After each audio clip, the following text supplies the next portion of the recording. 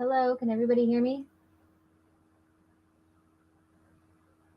We're playing musical live streams, even though there's no music.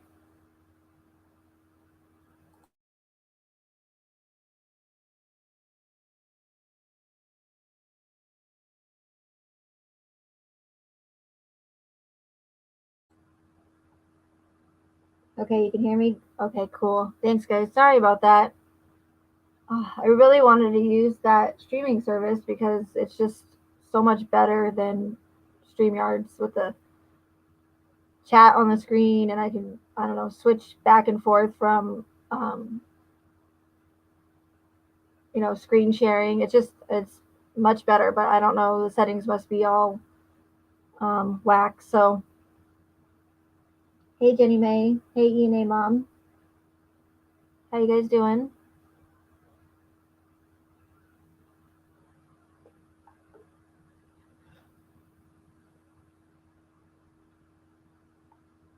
We'll wait a few minutes and see if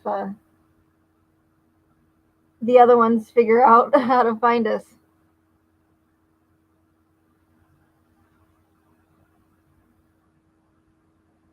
Um, I haven't. Well, what do you mean, Jenny May? With Streamlabs that I was using, or do you mean with StreamYard from my phone?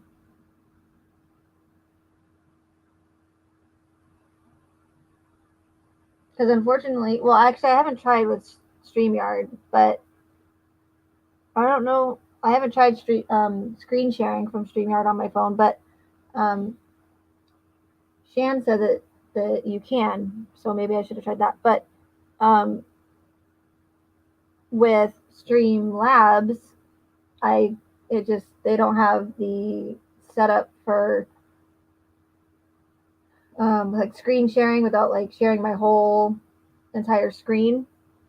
I don't know. It's just really hard for mobile. I've seen a lot of people complain about it, so I started using the OBS Streamlabs on my laptop for DLive, and I have no issues with it. But then once I try to stream on YouTube with Streamlabs, it just messes up. So I don't know. So here we are on StreamYard. And at least with OBS, I don't have a big giant weird looking duck in the right hand corner of my screen.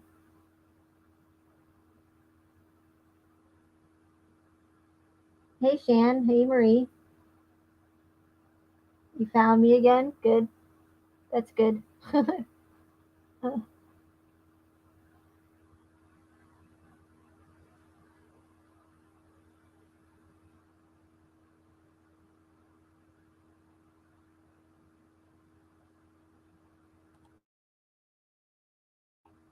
Yep, good old StreamYard. Shan, you said that you can screen share with StreamYard from your phone. You did try that? Because I saw the option to do that, but I think I tried it one time and it didn't do anything. But I mean, either way, I guess it doesn't really help me out now because I don't want to use StreamYard. Oh, you can? I thought you just told me yesterday you can. Hey, Dave.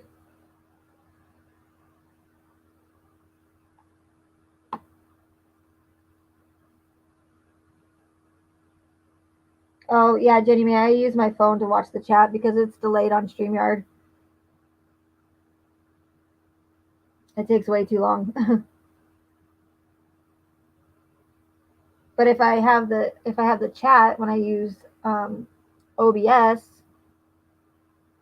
like it was a little bit ago, I think that's even faster than watching the chat on my phone because it's like obviously right in front of me because it's the app, so or the software,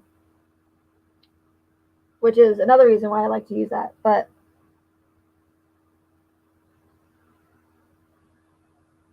shit happens, I guess. I don't know. I'll figure it all out. But I just appreciate you guys being patient. I'm sure I lost some viewers tonight, but hey, Adelina. Hey, Chris. Yeah, we're live.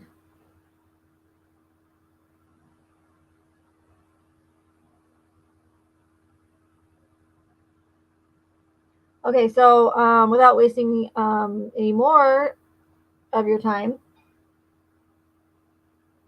I want to talk about Kessinger's deleted text messages again, because it seems to keep getting brought up, and we're over 2 years now. So I mean, and I know there's a lot of people that are just coming into this case from watching the Netflix documentary. Um, but I did make a video about this, like, oh, I think it was like probably like a year ago now. But again, my videos don't get very many views, so the information doesn't really get out to that many people. So we're going to go over it again because it's really important to um, support my theory and what I'm trying to show you guys, and also hopefully like put some end to trying to figure out why her text messages weren't recovered and why they didn't release them, or did they get them, did they not get them. um, so that's why I want to go over that again with you guys today.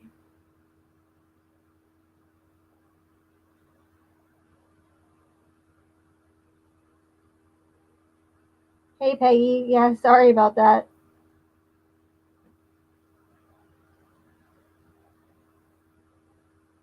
Hey Jacob's Ladder.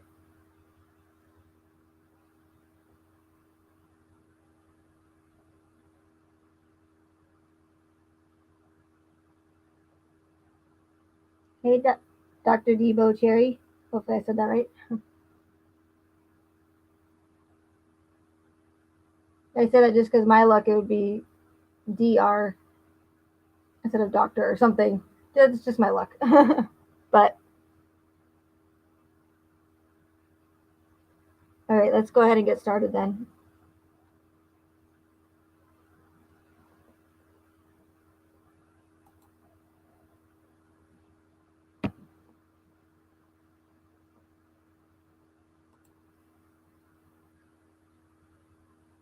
If I can find the tab. Okay, here we go. Here we go.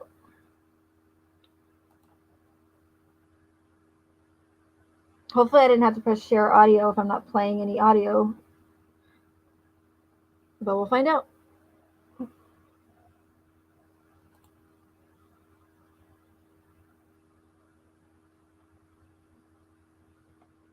And then let me know if it's kind of small still, huh? Let me see if I can make it a little bigger here for all you blind people out there like me.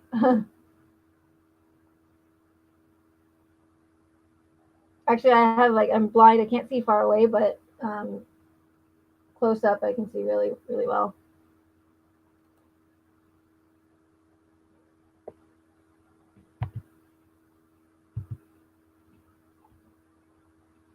Come on. What are you doing? Why is there a little hand here? A little grabby hand. Oh, hold on. Okay, that should be, if y'all can't see that, then you guys are really blind. Okay.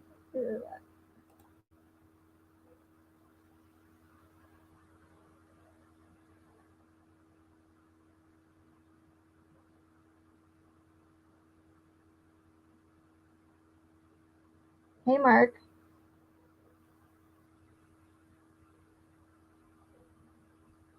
Adelina, oh, do you know the screen name already? It's just Think for Yourself. But yeah, you can search. There's a little search icon on the homepage of DLive. If not, I can just put my link in for you.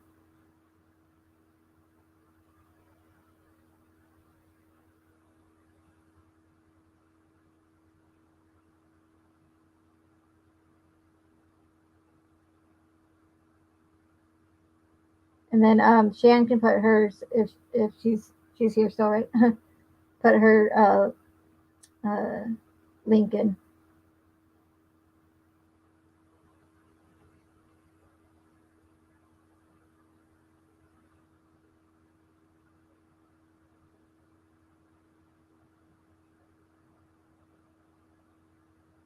Okay, there's the DLive link, Adelina.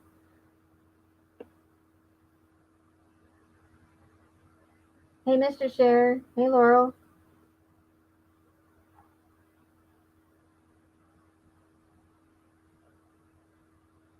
Okay, so if you go to page 2079 of the discovery.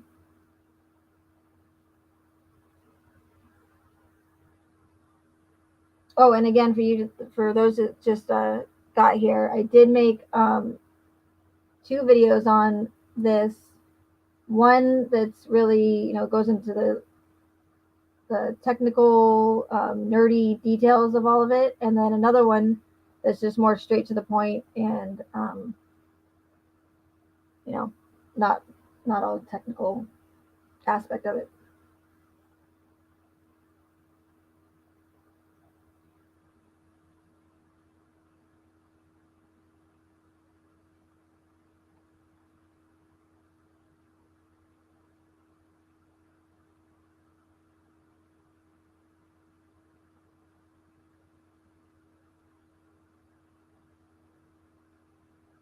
Okay.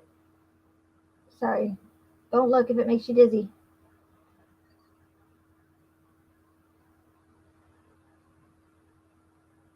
Hey, Stephanie.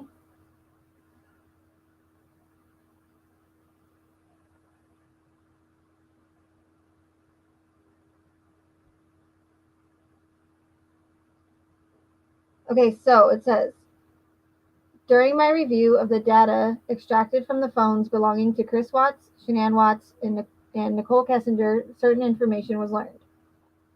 Agent Darren Ford conducted logical extractions of data from these phones.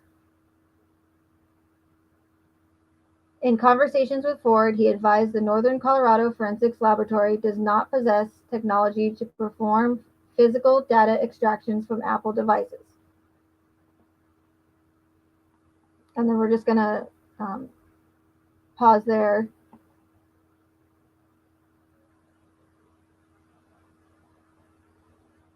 So when I read this, I went, I'm believe it or not, even though I always have issues with these live streams, I'm actually pretty tech savvy. I know that's hard to believe, but so I do know a thing or two about mobile phones and computers. Like I set up my own repository on something called Kodi, which is a open source software. So I did have to, look up all of this, but when I did, it came, understanding it came pretty easy to me, and there was still a lot of research.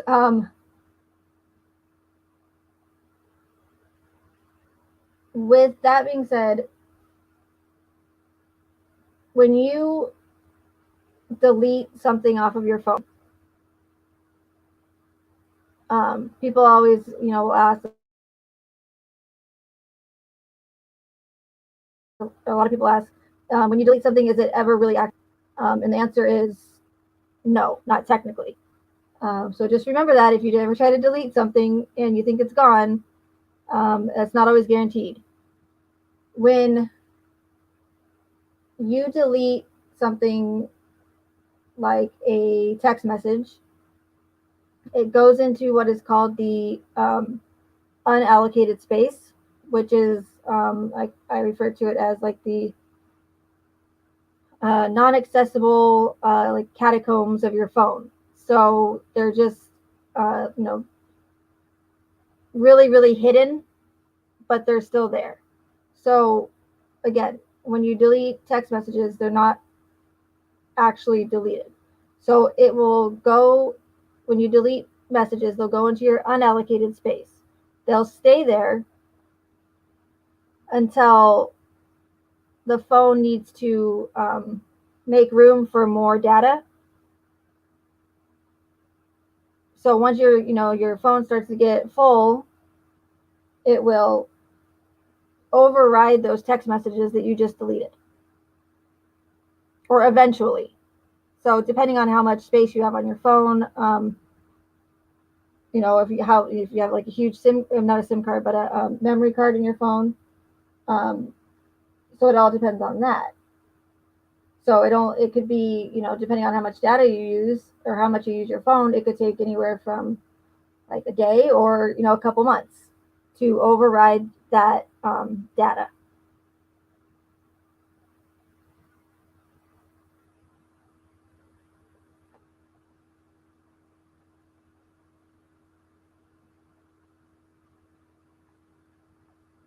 So if we go to, let's see here.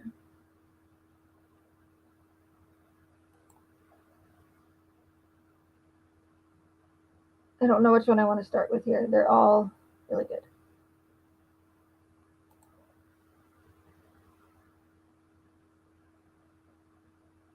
Hopefully you guys are seeing what I'm seeing.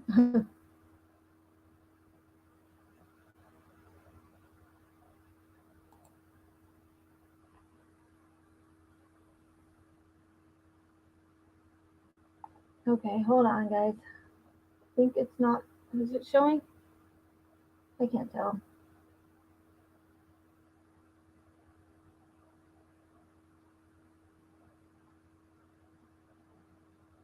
I might have to share my screen again here.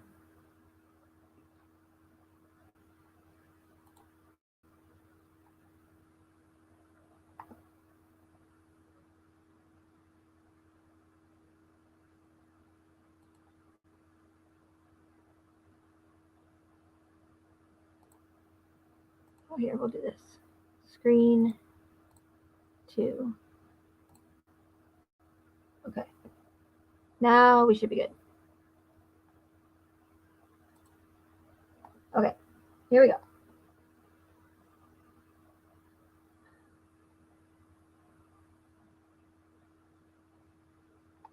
So it says, a mobile forensics investigation takes place when data on the phone is crucial to a case. Back in 2014, when 2 Minnesotan girls went missing, digital forensics helped police find their abductor. Many other cases have been broken open by the information taken from a victim's or perpetrator's phone. Even a simple piece of information like a single text message could help investigators solve a case.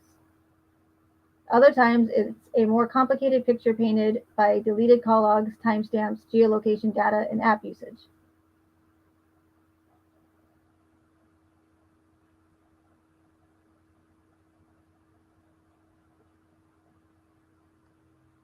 And I'm going to try not to ignore the chat, but sometimes I forget about you guys. I'm sorry.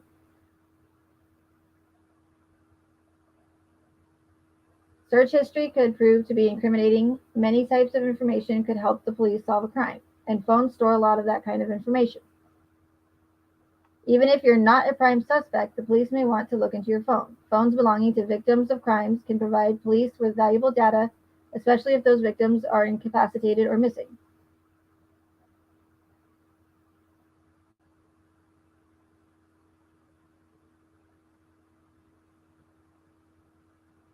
Forensic analysts can perform different types of data acquisitions or extractions. The simplest is known as a manual acquisition. It involves searching through the phone normally. This doesn't reveal deleted data, so it doesn't tell analysts much. A logical acquisition provides more detailed data. This involves transferring data from the phone to a PC. This transfer makes it easy for forensic investigators to work with the data, but it is still unlikely to recover deleted information. When investigators want to see hidden data, they use a file system acquisition. Mobile devices are big databases, and a file system acquisition gives an investigator access to all of the files in the database. This includes hidden and root files, but still no deleted data. So pay attention to this part because it's important. Finally, there's a physical acquisition or extraction. This is the hardest kind of acquisition as it needs special tools to dump a copy of the storage into a file. However, this lays everything bare, even deleted files. This allows procedures such as forensic text message recovery to take place. Okay, so again, this lays everything bare, even deleted files. This allows procedures such as a forensic text message recovery to take place. So if we go back to the discovery, again, it says Agent Darren Ford conducted logical extractions of data. When you do a logical extraction, that's the most, it's the easiest way and the quickest way, but again, it also does not get the most data. And it especially does not get the deleted data. Da, da, da, da, da, da. Say that 5 times fast. So again, quick, easy, less data, and it will not recover the deleted data or the hidden data.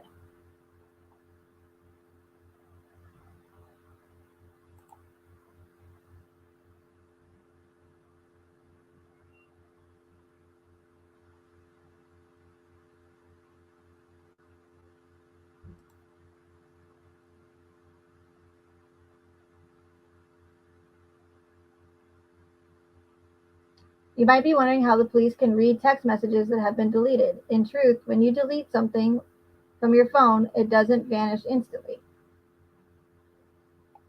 And this is what I talked about earlier. The flash memory in mobile devices doesn't delete files until it needs to open up space for something new. It merely de-indexes it and essentially forgetting where it is. It's still stored, but the phone doesn't know where or what it is. If the phone hasn't overwritten the deleted data, another piece of software could find it. Identifying and decoding it isn't always easy, but the forensics community has extremely powerful tools that help them with this process.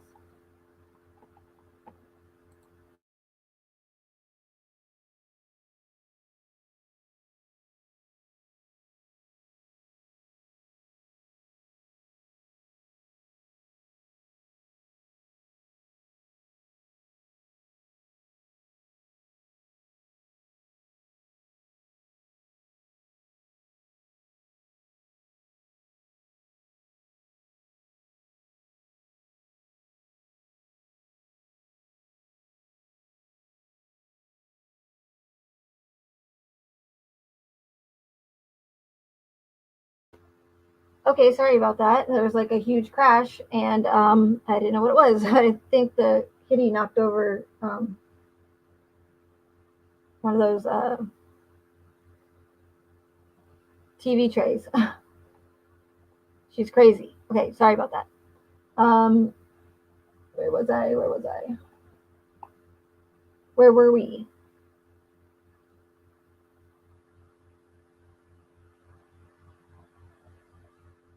Okay.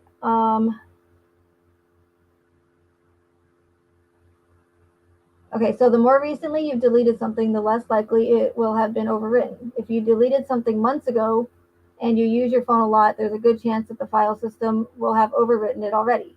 If you only deleted it a few days ago, the chances are higher that it is still there somewhere. So when Kessinger went into that interview with her dad, it had only been a couple days since she deleted the content between her and Chris. Now, I know that there's a lot of people out there that believe, I actually also believe this for a while. I thought that she had um, did a factory reset on her phone, or there was a rumor going around that she had like used like bleach bit or something, and had her dad professionally get the phone data wiped, but that's just not the case.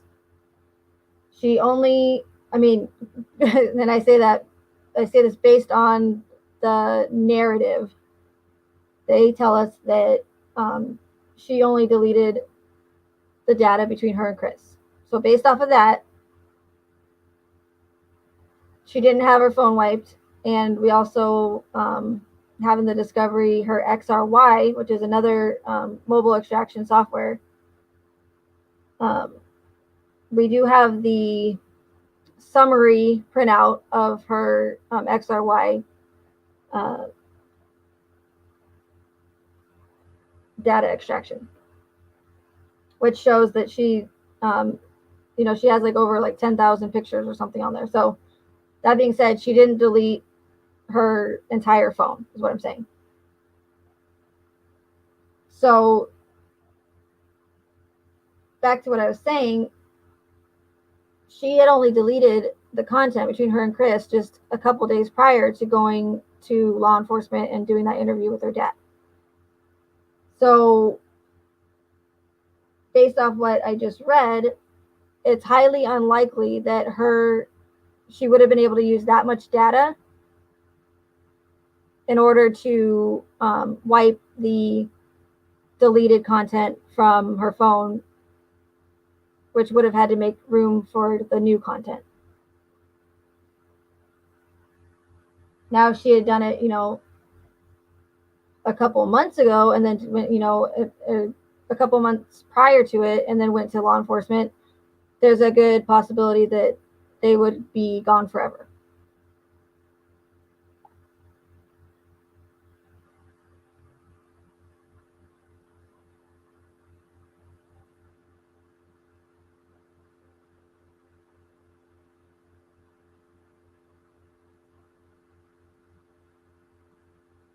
Some iOS devices, like newer iPhones, take an additional step, as well as de-indexing the data. They also encrypt it, and there's no known decryption key.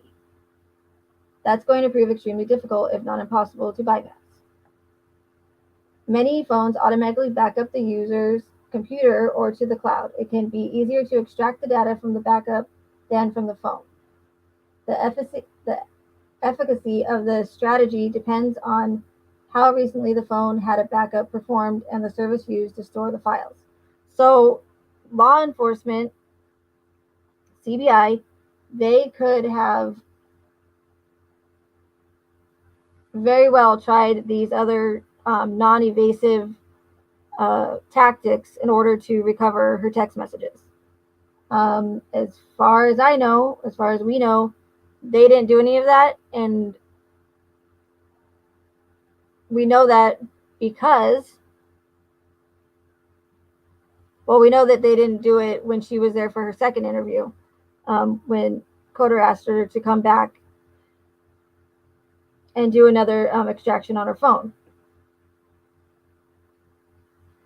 You guys know the video where she's like trying to remember her Google password, and she's like, I've tried, and I don't know, I'm not good with this kind of stuff. And then Matt Saylor, who they say is supposed to be their IT guy, their tech guy, right? That's like his area.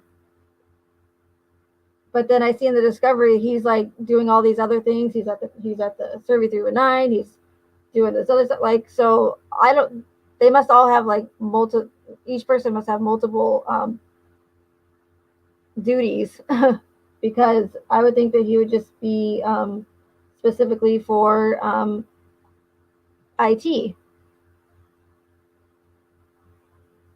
But so she says, "Oh, I can't remember how to, I can't remember my Google password. I've tried. I just can't remember." And he goes, "Oh, that's okay. If you can't remember, there's something else we can try and recover them." And it's like, wait, what do you mean it's okay? Like, this is the IT guy saying, "Oh, it's fine. If you can't remember your Google password." It's not that difficult to recover your Google password. You just say forgot password. They send you a email and you click on the link to confirm that you got it, and you reset your password. So the fact that Matt Saylor is like, "Oh, that's fine if you can't," like, why didn't he try to help her since she doesn't know how, like she's saying, Why didn't he walk around the table, sit next to her, and figure out how to reset Kessinger's Google password to see if she had her backup turned on, and see if any of the text messages were synced to her Google account. But he didn't do that. He just goes, "Oh, that's okay. We have another we have another something else that we can try." Then you have the iCloud.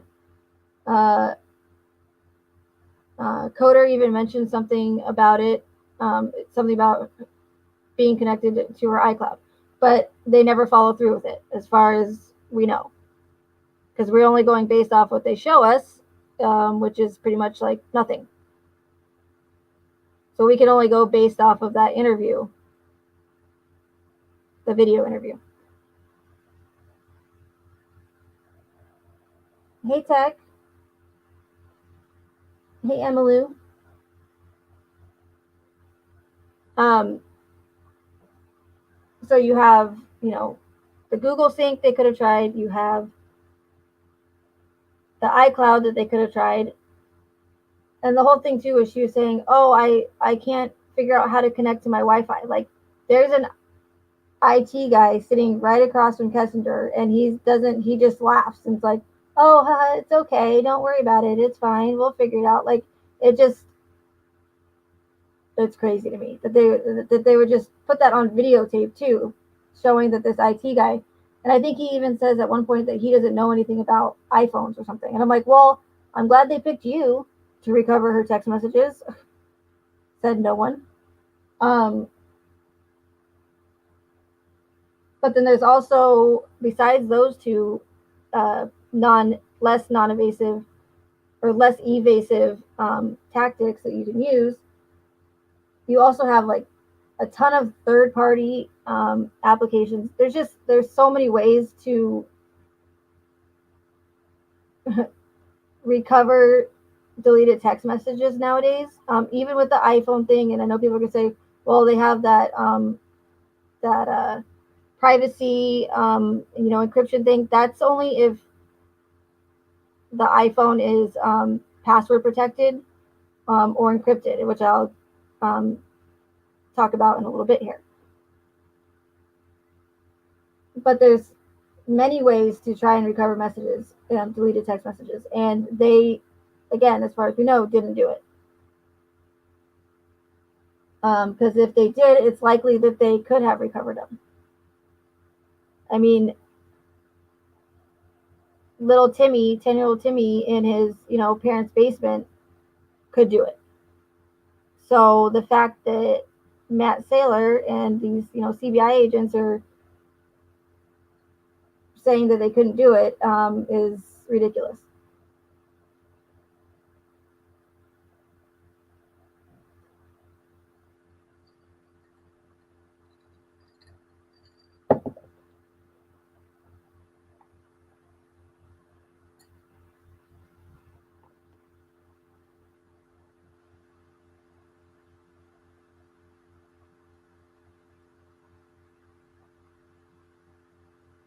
So which types of files can be recovered? The types of recoverable files may depend on the device a forensic analyst is working on. However, there are a few basic types that are likely to be recovered: text messages and iMessages, call history, emails, notes, contacts, calendar events, images, and videos.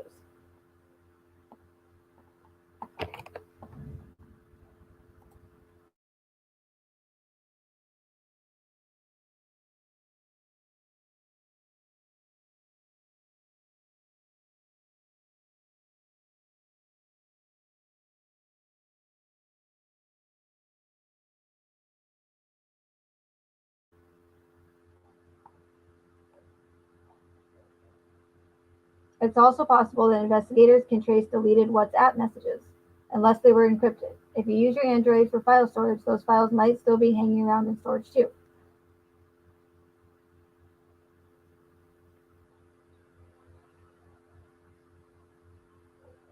Mobile device encryption poses a big problem for forensic analysis. If the user used secure encryption, there's no way to get the encryption key. It's going to be difficult or impossible to get any data from the phone. iTunes even asks users to encrypt the backups they make on their computers.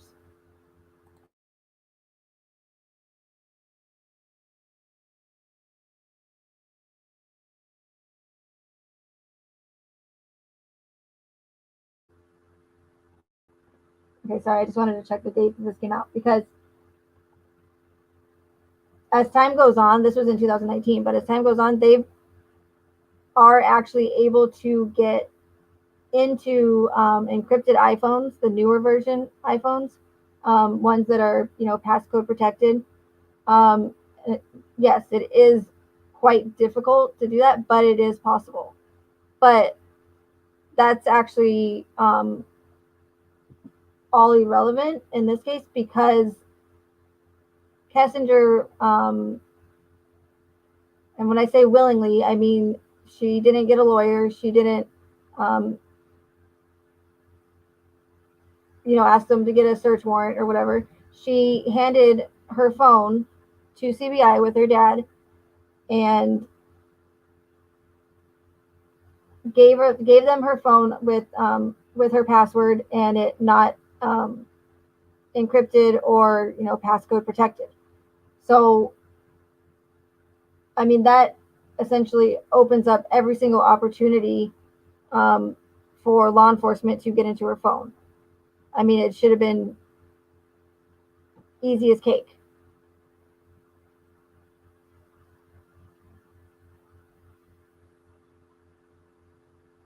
And the fact that she did not perform a factory reset or completely wipe her phone makes it that much easier. And it should have been, again, um, no problem.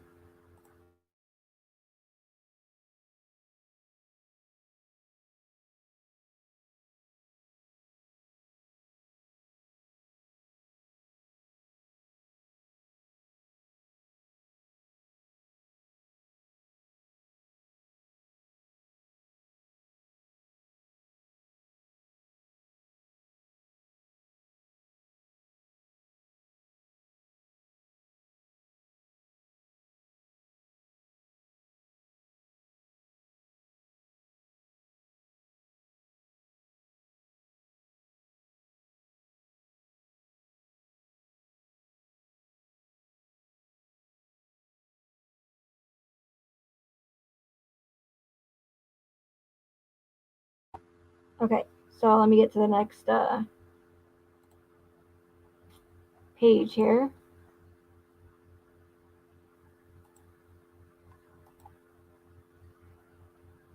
Should be coming up right now. Okay.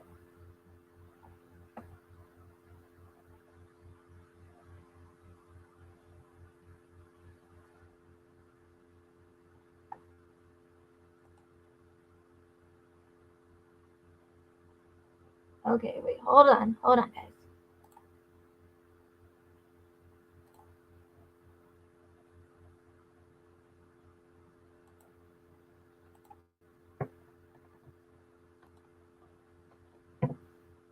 Okay,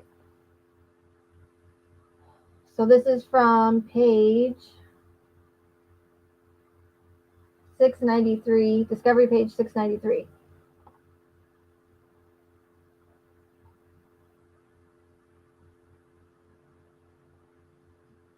August 23rd, 2018, interview with Nicole Kessinger at CBI. This is the video interview that we all have seen, a million times, most of us.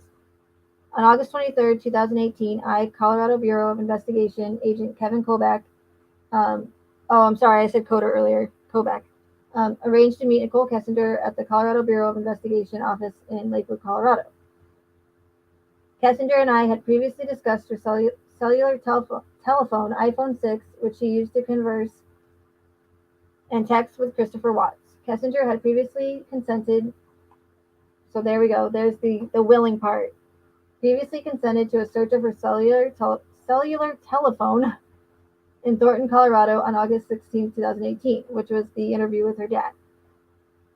While at the Thornton Police Department, her cellular telephone cellular telephone. I don't know. That's weird. Okay, was downloaded using the XRY software, which is what I mentioned earlier. It's just another. There's different mobile extraction software companies. Um, Essentially, they're all all the same,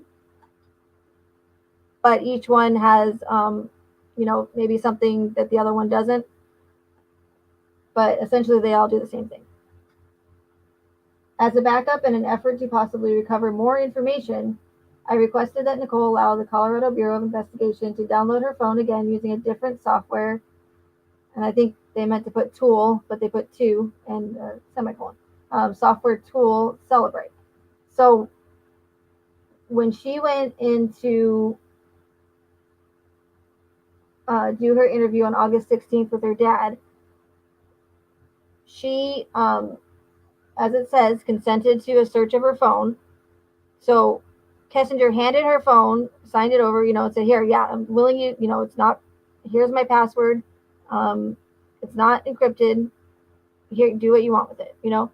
So while during that interview,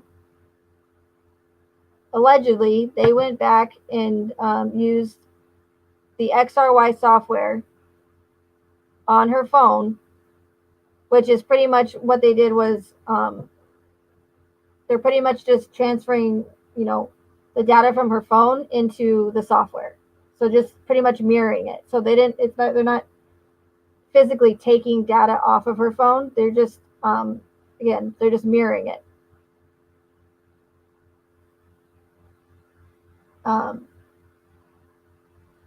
So they did that, which probably took maybe 15, 20 minutes at the most, probably. Because you don't have to actually, what they did, you don't have to actually go into the phone and search for everything. And they didn't have, a ton of printout of her, a ton of pages of her data printed out from it. Because again, they just mirrored it into the software. So they did that, and then they gave Kessinger back her phone, which is just boggles my mind because, if we're allegedly talking about, 3.5 murdered, people here, and they just are going to give her back her phone. So now she can just go and do whatever she wants with it. She can try to delete more data off it. She can get it professionally wiped. She can use it, a ton to override the data that she deleted. Because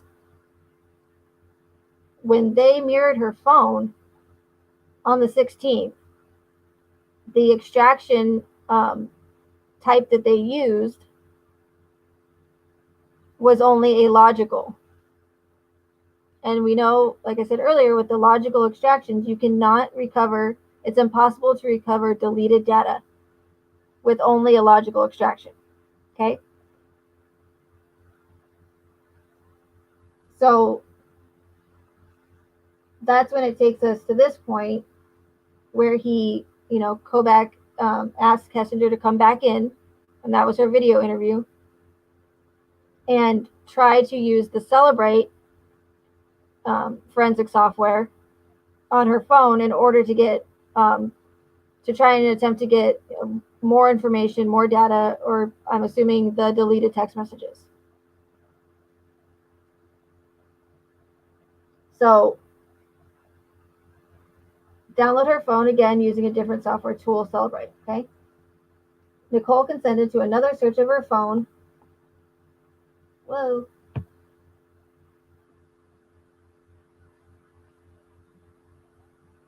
Where did I go? Where did I last mistake?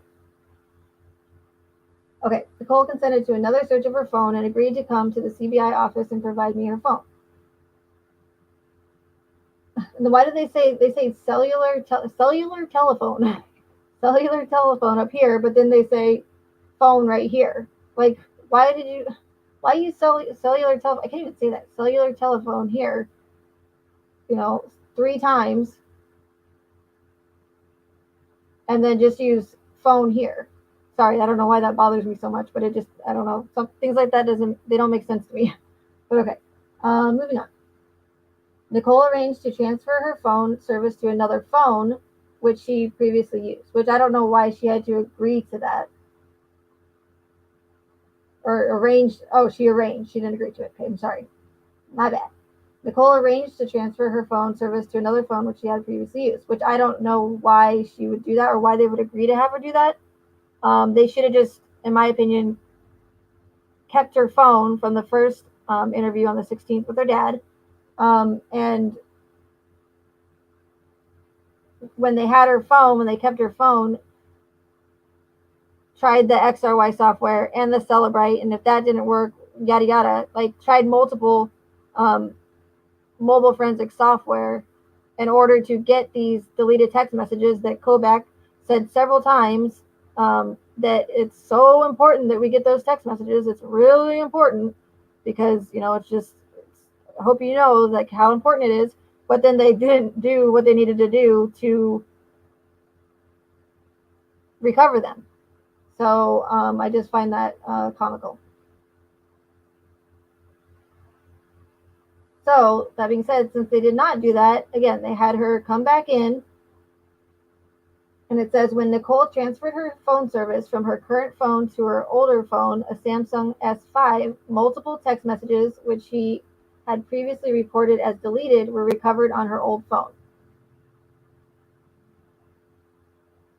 So there were none of Kessinger's text messages were recovered, right? The only ones that were recovered were the ones that she claimed were recovered, or CBI is claiming were recovered when she switched to the Android. And that's these right here. And I'm sure most of you are familiar with these text messages as well. And if you are new here, you can find these on 694 and 695 of the Discovery. Because I'm not gonna I'm not going to read all these right now because they're just stupid. They're just stupid. So we have one, and plus these, these are screenshots. So this isn't actual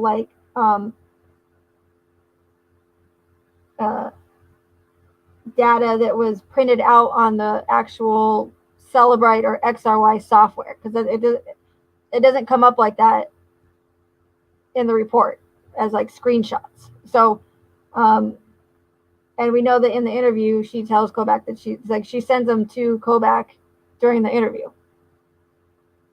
So these are not from the data extraction printout. So there's 1, 2, 3, and I think a couple of them are even duplicated. 4, 5, 6. Okay, so 7, we'll say 7 screenshots, because again, I think one is duplicated. So those are the ones that were supposedly recovered on her phone when she switched to the Android. I don't know why those ones would be recovered out of all the other ones, and I don't even. I mean, maybe it's possible. I don't know, but I don't know how only just random ones would just pop up. But again, they only show us what they want us to see.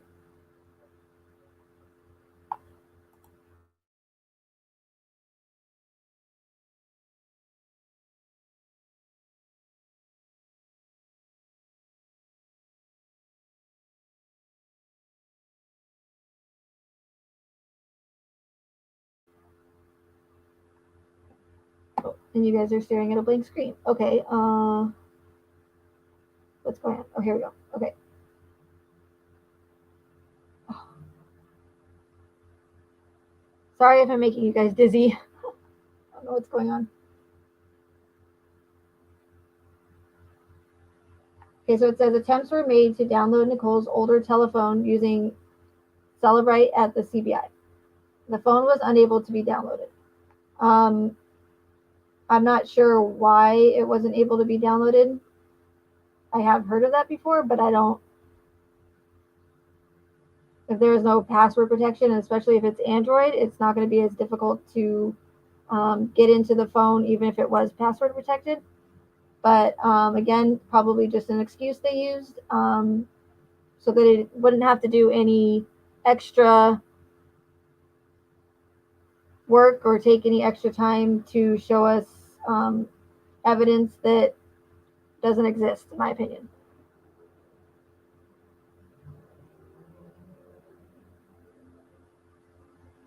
And then it says the recovered messages are from Watt's phone number 9. Okay, and no messages were recovered between Nicole and Watt's business and a Darko phone number. The recovered messages are as follows. Okay, yeah. So those are the ones I just showed you.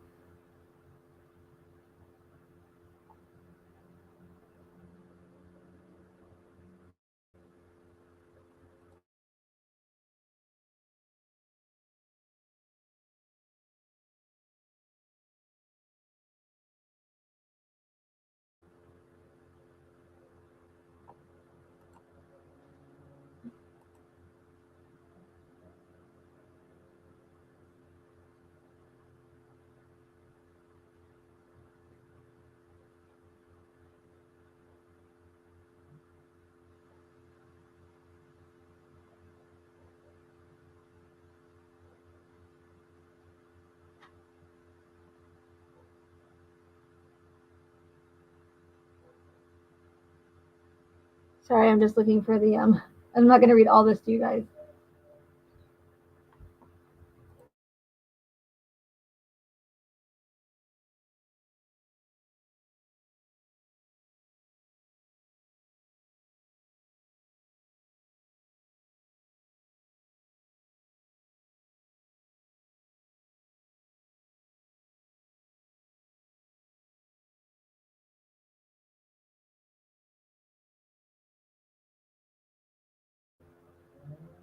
Okay, so there are 3 generic types of extractions: logical, file system, and physical, which provide a framework to consider extraction technologies. No one technology can access and extract all data from all phones, and no one type of extraction is guaranteed to be successful.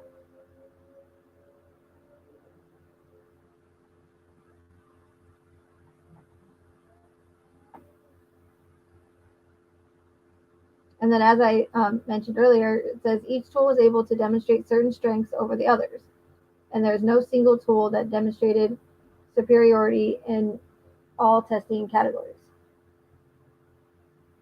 So, like I said, some are going to have certain things that are better than the others. But again, they all do the same thing.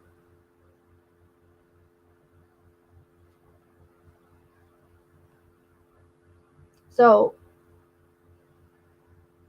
this part is the important part. So pay attention to this, please. Physical acquisition is generally the preferred method as it extracts the raw data at a binary level from the device's storage. Even if this is possible, there is a view that a logical acquisition should always be obtained as it may contain only the parsed data and provide pointers to examine the raw memory image.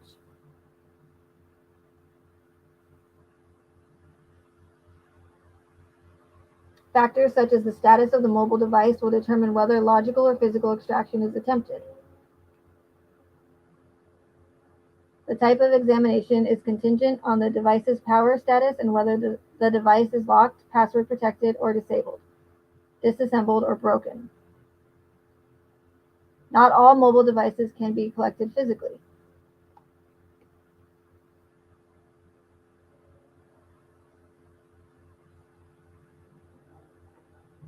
So it says here, not all mobile devices can be collected physically. Oh, I'm sorry.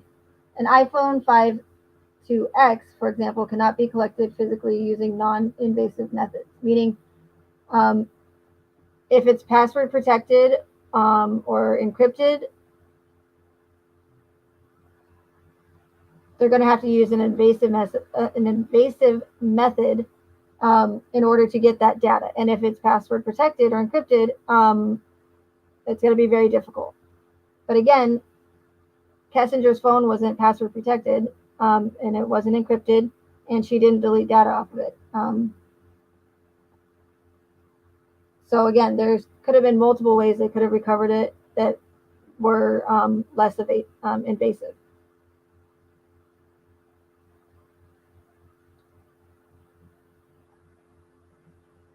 So here it talks about the cloud extraction, which they didn't try.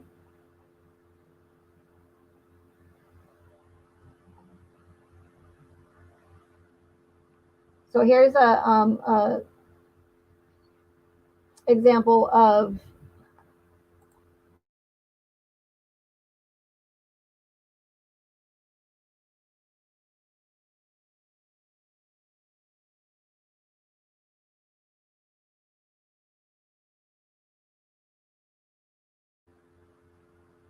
here's an example of the 3 different extraction methods. So with the logical extraction, which again is the easiest, the quickest extraction, but it's going to recover the least amount of data. So you have SMS, contacts, call logs, media, app data. But where you see the SMS, this is not deleted text. This is just messages that are just on the phone and not deleted. The file system is the next extraction, which is going to be able to recover more data, but it's going to be a little bit obviously more time consuming. Where you can get the SMS, contacts, call logs, media, app data, files, and hidden files. Now, they have something called an advanced logical. The advanced logical is actually the logical and the file system combined into one, which Celebrite is capable of doing, an advanced logical.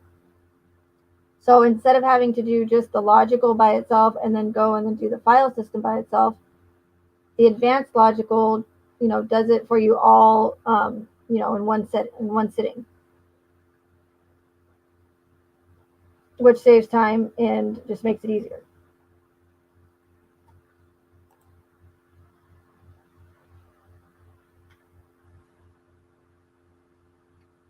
So if we go back to the discovery,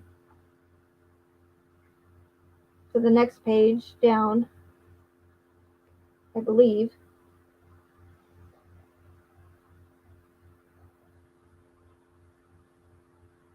or maybe not.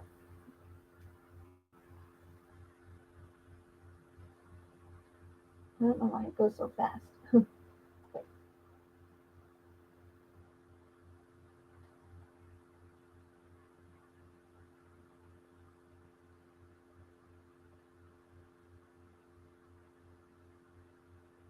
Okay, so page 2081. Okay, I'm just going to start using my keyboard and not the mouse because this is not working. Okay. It's not working either. Item 40, Watts work phone.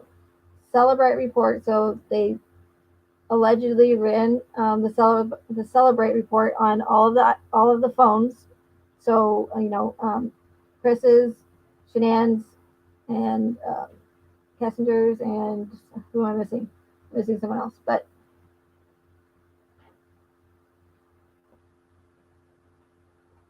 so next to it, it says Apple device advanced logical. Okay.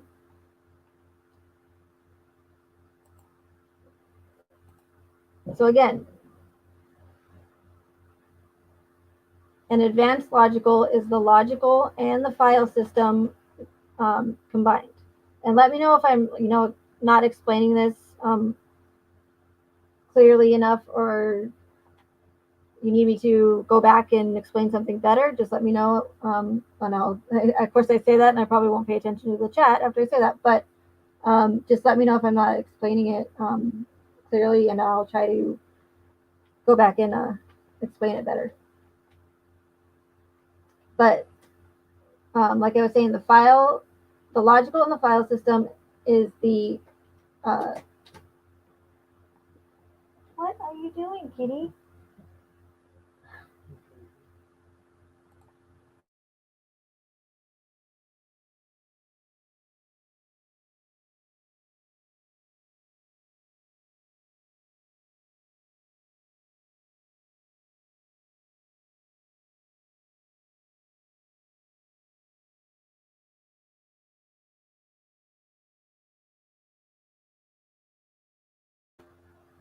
Okay, sorry, my kitty was eating wrapping paper. Okay, so again, the logical and the file system is combined. The logical and the file system combined is an advanced logical. And as you can see with these two, the logical and the file system, you cannot recover deleted text messages from the phone.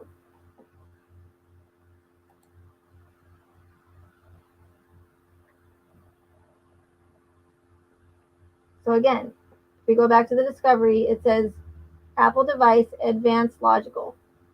So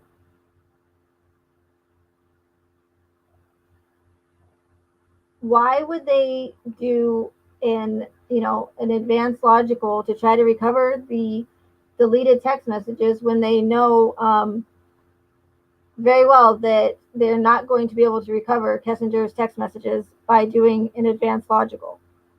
So I mean, doing it on Chris's, but you could do it on Chris's phone, but he also deleted allegedly some of the text messages and data as well. So pretty much what I'm saying is doing an advanced logical on the phones is pretty much pointless, or actually, it is pointless if they were specifically going for the deleted data.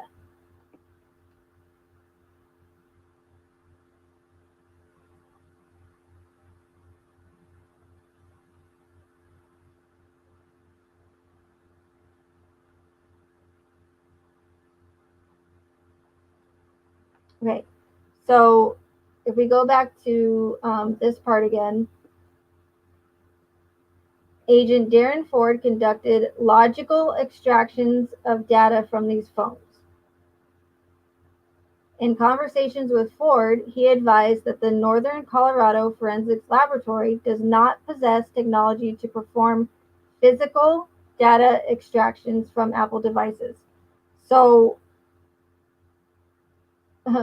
right there, it tells us that they weren't able to recover them because they didn't have the, as they say, the technology or possess the technology to perform physical extractions, which is the only way to recover if you're using mobile forensic software. Anyways, if all the other less invasive uh, tactics fail, such as the iCloud, Google recovery, and seeing if the data synced to or Google, third-party apps that they could have tried. So if all those fail, the only way to get the deleted data is to perform a physical extraction. Um, so my problem with this is,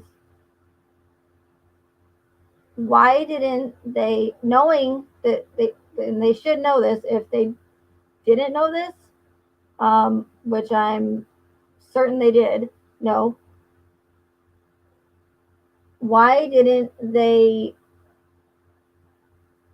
a contact another agency, see if they can send one of their guys to Colorado or whatever, um, and ask them, especially since it's, they just really want to get her deleted text messages. It's really important because, three and a half people are dead, and so we're talking about a triple homicide case here, allegedly, and which is kind of a big deal. So why wouldn't they get another IT guy or somebody who is trained in doing data extraction and trained with using mobile extraction software to extract the data from these phones using one of their devices that they have that are capable of performing physical extractions. To me, that seems pretty easy. Or if maybe no one was available, everyone's super busy, extracting data from cell phones and they couldn't find anybody. Let's just say they couldn't do that. Why wouldn't they purchase the device themselves? Granted, they can go anywhere, from a couple grand up to, 10 grand. But again, when you're dealing with a, triple homicide case, a couple grand isn't really, all that big of a deal. You can buy these devices from Cellebrite or XRY directly. You can buy them from third-party websites or independent websites. You can even buy them off of eBay, believe it or not. So why didn't they just spend a couple grand to get one of these devices for their what's the word I'm looking for? For their unit or whatever, and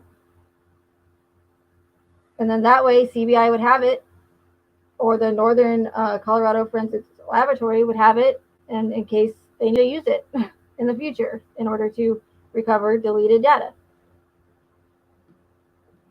But they didn't. And I did a live about this a little bit after I did, I made the videos, the 2 videos that I mentioned earlier. And with some research, I found that Colorado, the CBI, and law enforcement, they are actually spending money on mobile forensics every year. So they're spending the money to get these devices and this technology and the software. So why didn't they possess the technology if they're spending money on it each year? Because I found receipts for it. So they can't say that they're not.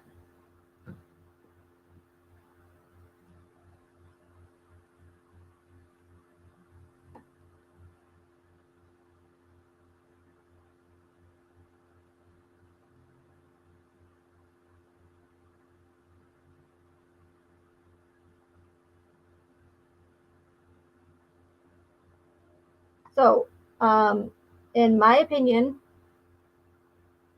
I believe that they put this in the discovery as an excuse as to why they could not recover her deleted text messages. And I guess hope that nobody would actually do the research and or notice that it doesn't add up, or think, hello, like I said earlier, why didn't Matt Saylor make her, or help her, not make her, but help her recover her, Google password to see if her data had synced to her Google account. They didn't even try that. So they didn't even try the iCloud. They didn't ask little Timmy in his parents' basement to try and recover it for them. They didn't try anything. But again, and this is why I wanted to go over this again, because it's really, this is what they do. They just make excuses as to why they couldn't provide us with actual evidence.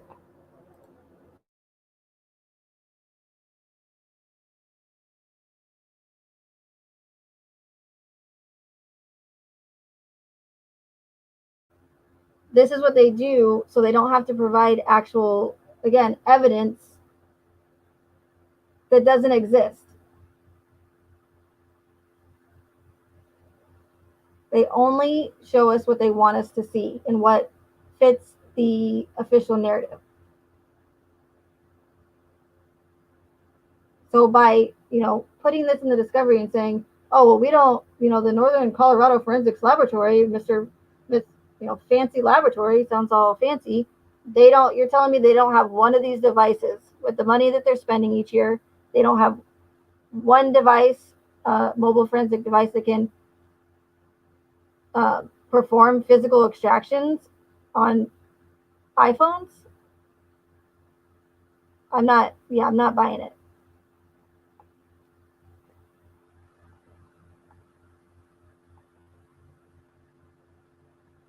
So they put this excuse in here, again, hoping that maybe nobody notices, or and if they do, what are we going to do about it? you know? But if they actually did what they're supposed to do, and knowing that they have to do a physical extraction on these, iPhones or cell phones in order to recover the deleted text messages that they were, Kovac was making such a big fuss about, saying it was so important. They know that. They know that they have to, and that's why they put it there. As an excuse. Well, we didn't have the technology, so sorry, guess we couldn't do it. That's why we don't have any. That's why we couldn't recover her text messages. Of course, they don't just come out and say that, but they do just put an excuse in there, and then I guess hope nobody notices. And again, they do. Oh well.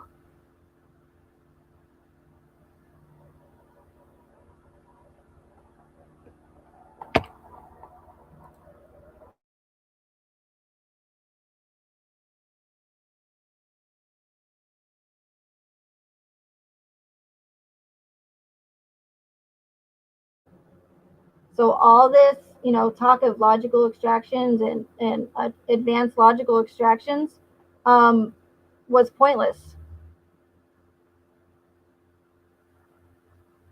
And even with those extractions, they didn't even release their data dumps with those extractions. So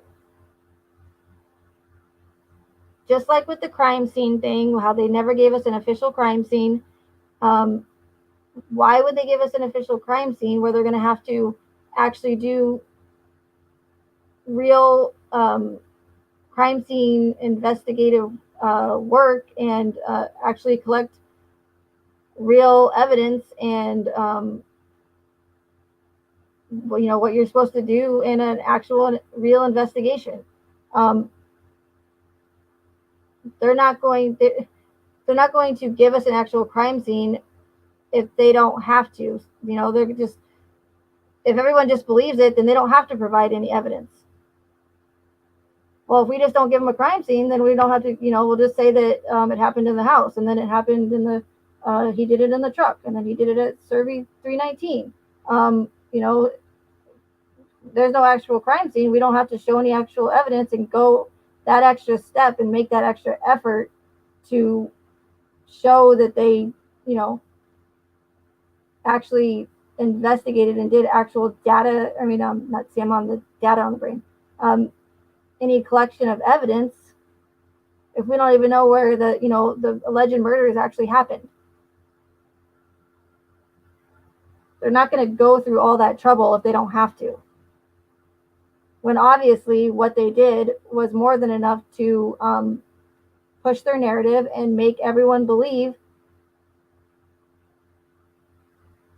that there was evidence, or there was evidence collecting.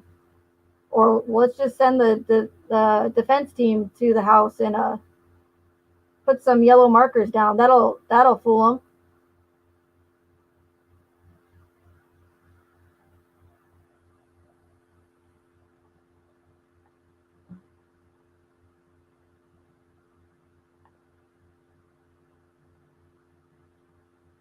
So again, they only show us what they want us to see.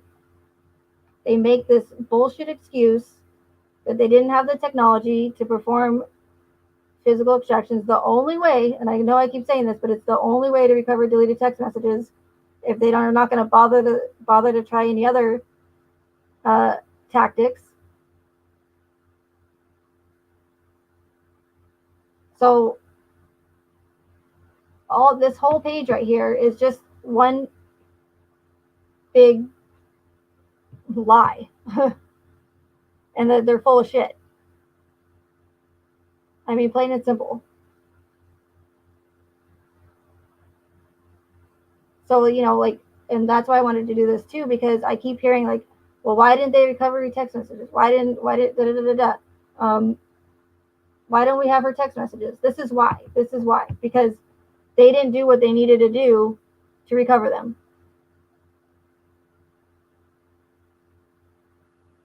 And then again, they use this bullshit excuse that they didn't have it, when that's ridiculous, because any one of us could go online right now and purchase one. So it's ridiculous. And this is why it's really frustrating for me, because it's stuff like this that it just makes everything so like just in your face and obvious of what they're doing.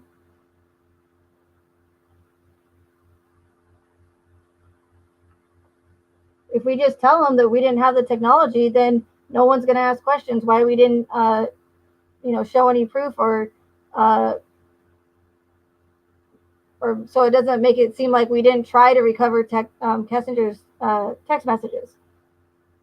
We'll just tell them we didn't have the technology, and then everything will be, a-okay.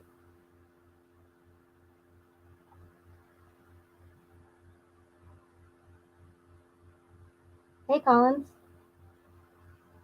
Hey, Jen.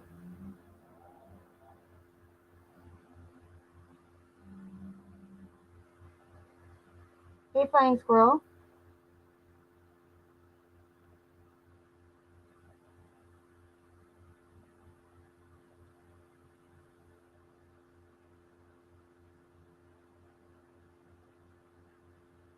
Well, who the heck is testing .01 SimLab? That's weird. Sabotage.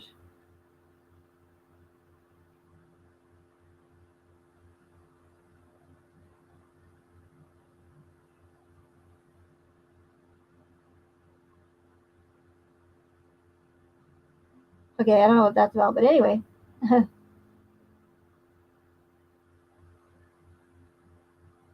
Any questions on that?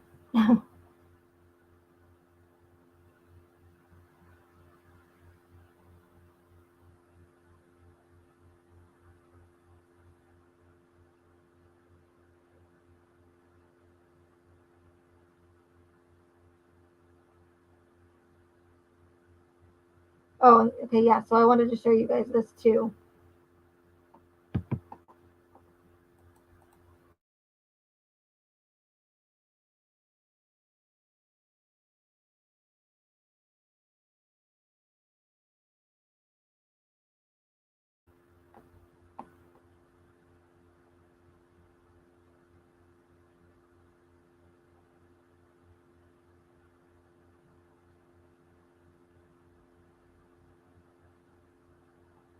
So this is allegedly the summary of Chris's work phone Celebrate report.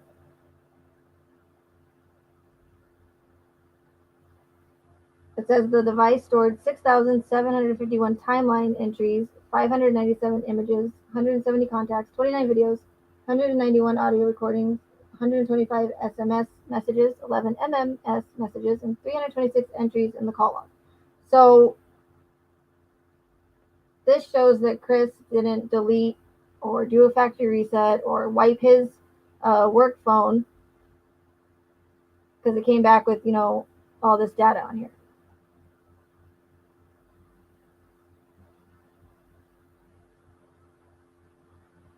And again, they use an advanced logical, which is the two combined but it still doesn't recover deleted data. So for instance, like Kessinger's search history, where she searched for how to delete text messages, or can cops, can cops trace text messages, or can they recover them? Her porn search and her search for Amber Fry and her book deal, those were deleted, but internet search history, when you delete that, it does not go into the unallocated space like deleted text messages do. So that's why they were able to recover the Kessinger search history, internet search history that she deleted.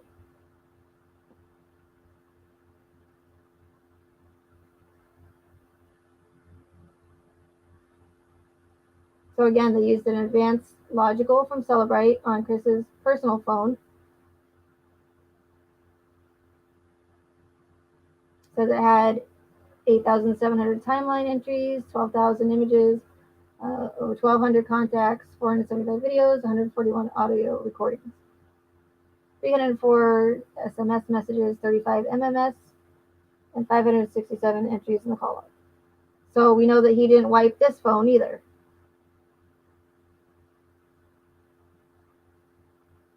There is no record of any contact between Watts and Trent Bolt in either of his devices.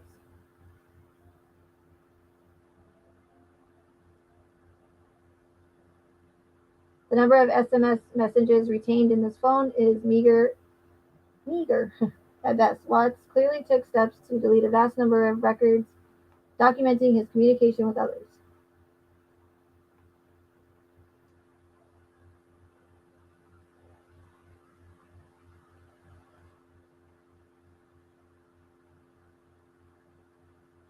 That's crazy. Shanann had 99,011 images in her phone.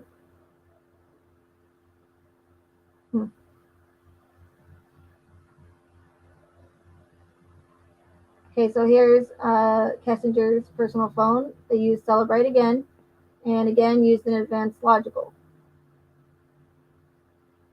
And here you can see clearly that she did not wipe her phone, factory reset it, use bleach bit or some professional wiping program.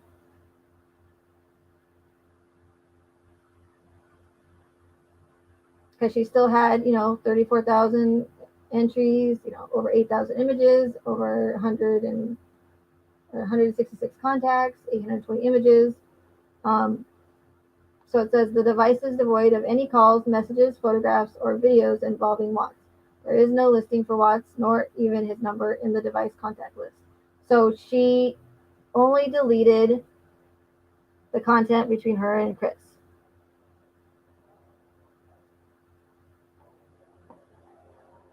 And I've heard, several times people say they recovered all our text messages. They did, but they're not showing us. They didn't put them in the discovery, or they're redacting them. They're not going to show us. They did, but they're not going to show us. Well, that's not true, because I just showed you that they didn't do what they needed to in order to recover them. So you guys, there's none of Kessinger's text messages anywhere, because they didn't do what they needed to do. Either that, or they're just saying that they didn't have the technology, and maybe they did, but I just don't see that happening. Again, in my opinion, it was to make an excuse as to why they couldn't provide evidence of her text messages. Because the least amount of evidence they have to show us or provide to us, the easier it is going to be on them.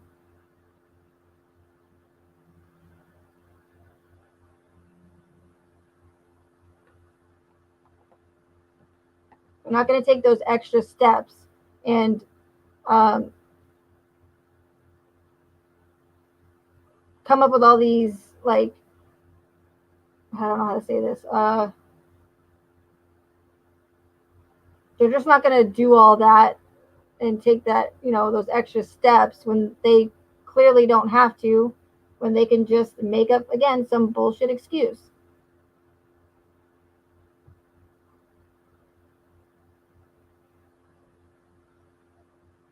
And either way, it proves that they didn't even try at all, which is should be kind of disturbing to anybody, considering that 3 people allegedly lost their lives.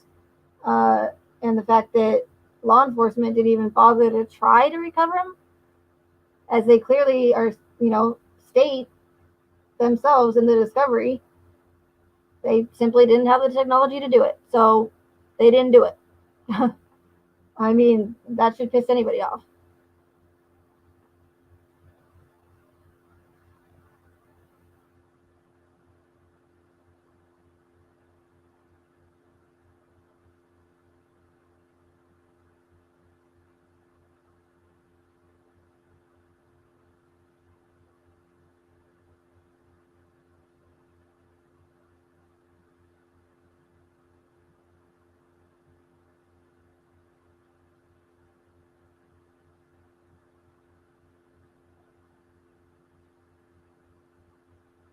No, yeah, Jim, they didn't have to provide the evidence, but the fact that they didn't even try to get the evidence is what's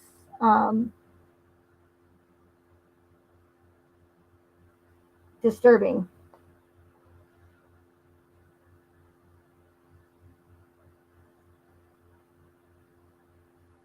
Because that's the whole thing is, people are like we're all trying to figure out if she had something to do with it. If, what are on those text messages that she deleted? Why did she delete them? If there's nothing, if there's nothing to hide, why did she delete them?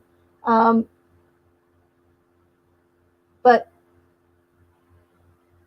we'll never know because they never bothered to recover them. Now, if they had and they did recover them, then everyone would be sitting here over 2 years later trying to figure out whether the woman had a part in any of the alleged murders. And maybe if they did, then we would have our answer. Okay, well, clearly she didn't have anything to hide. They recovered her text messages. She was just embarrassed about some provocative pictures or whatever. But again, they didn't try to even recover them. So law enforcement dropped the ball on that. Well, they dropped the ball on everything, but does that make sense?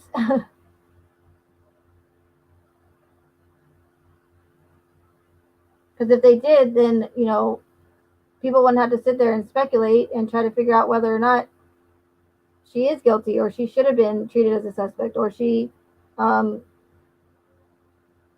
should have been polygraphed. Like, we're never going to know because they didn't bother to do it, says the official narrative anyways.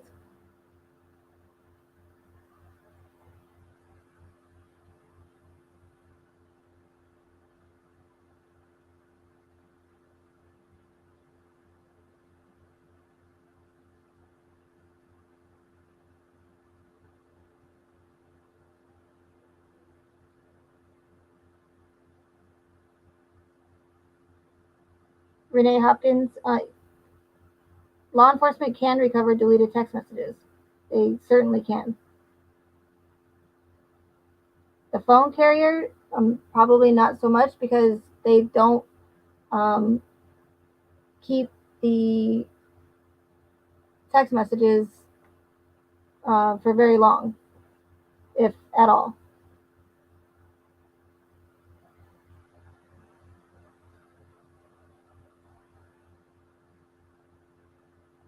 And again, especially since she gave them her phone with no password, no encryption, it wasn't password protected. Um, there's no excuses why, or no excuse for why they could not have recovered her text messages.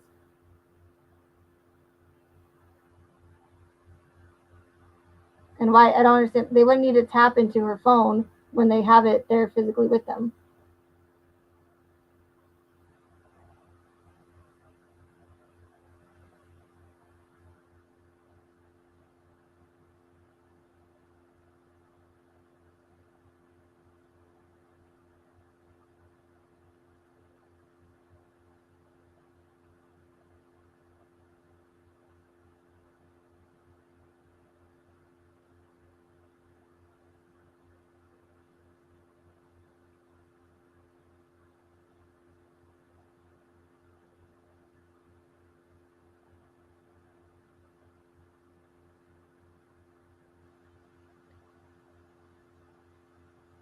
Jen Madison says maybe they were in those third-party apps and they were encrypted, and they very well could have been in those apps. But I think maybe you're missing like my point a little bit. My point is they didn't even try to attempt to get into those third party apps, or they didn't do anything. So um, that's what I'm trying to say. Like they're clearly stating in the discovery that they did not have the technology, and I've researched this, and that's, you have to do a physical extraction in order to get the data off the phones, and they did not do that. Period. Like, uh, I don't know how else to like say it.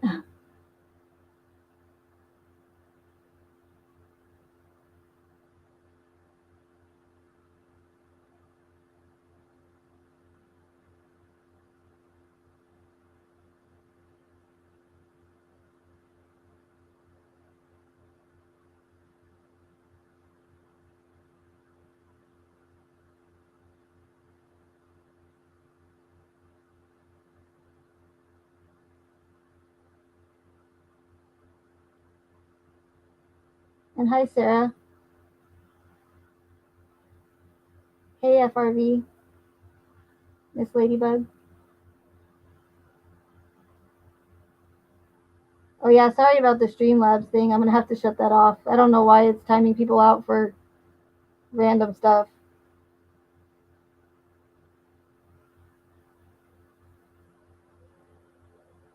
Jen Madison, the Apple was her personal and work phone, correct? Yeah, Kessinger only had one phone that she used for work and personal. Pool noodle?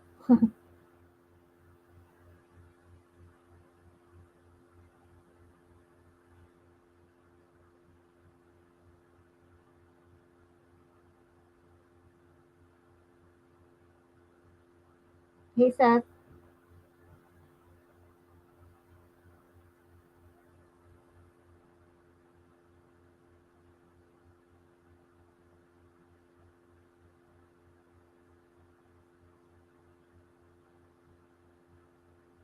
Jenny May, I'm trying to. If I'm behind, it's because I scrolled up to see if anybody had any questions or comments, concerns.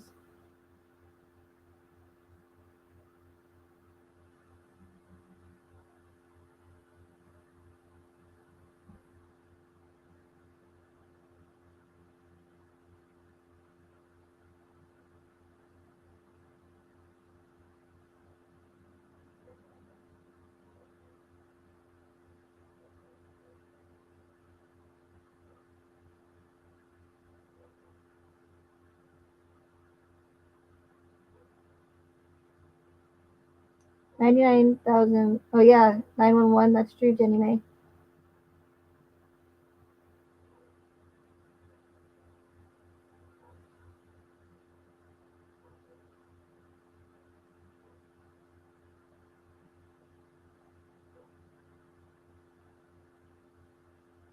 Forest Gift, yeah, I think they can, but get a warrant to for the cell phone provider. But again, I don't, as far as I know, they do not, the cell phone carriers don't save the text messages for very long. I believe they're all different as far as like the time frame that they keep them, but it's not very long at all, like maybe a week.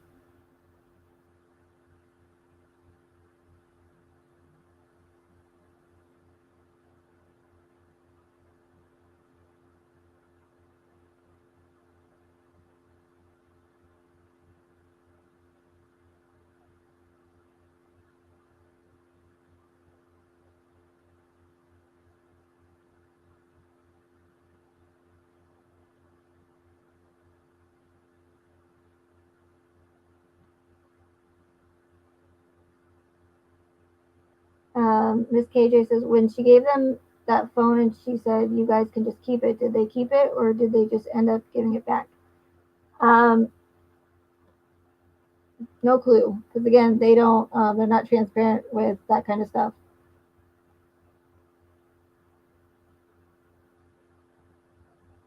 And again, that's what you guys need to realize is they're only going to release to us what's going to again push their narrative and push the psychological aspect of this entire thing um, and to push their agenda.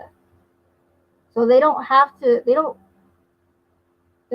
provide all of this evidence that they should have to provide when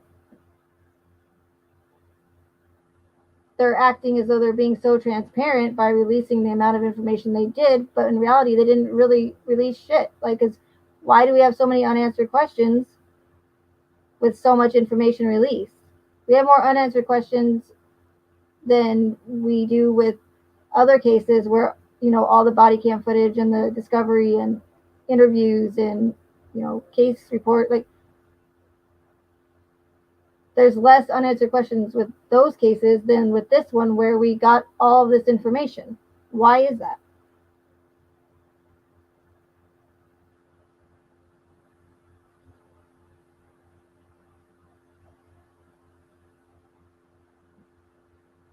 I'll tell you why.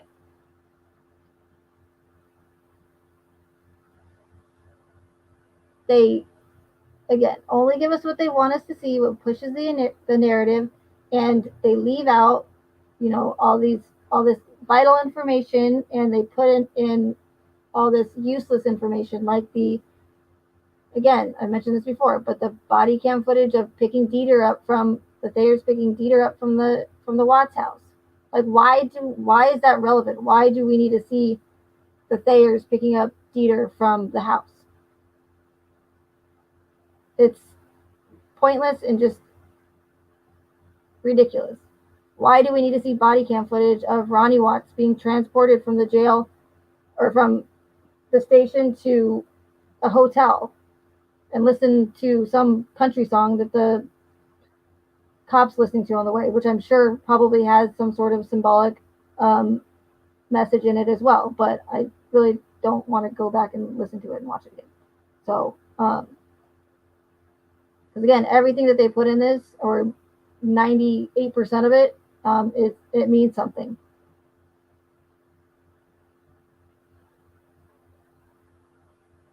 So again, pointless body cam footage, picking the dog up, transferring Ronnie Watts to his hotel room, over 200 pages of letters from women that wrote to Chris in prison that has absolutely zero to do with the case.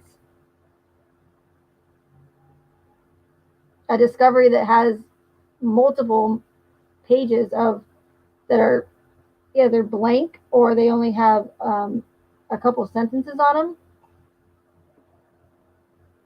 For example, this one that we're staring at right now the whole time, uh, you know, filler information. Some are blank, some only have a couple, some have like one uh, uh, image of like a post-it note or something, duplicate pages of information. Like, So although it seems like 2,000 or almost 2,000 pages is a lot, it is, but it's not. When, normal case discoveries are supposed to, be like 20,000 pages.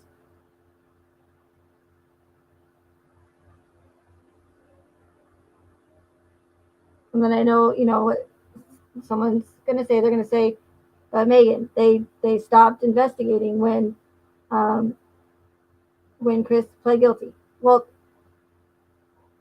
that doesn't mean anything. They had 3 months to investigate and collect evidence and data, and they didn't do it. And why didn't they do it? Because they didn't have to. They don't have to do it to make people believe what they're saying.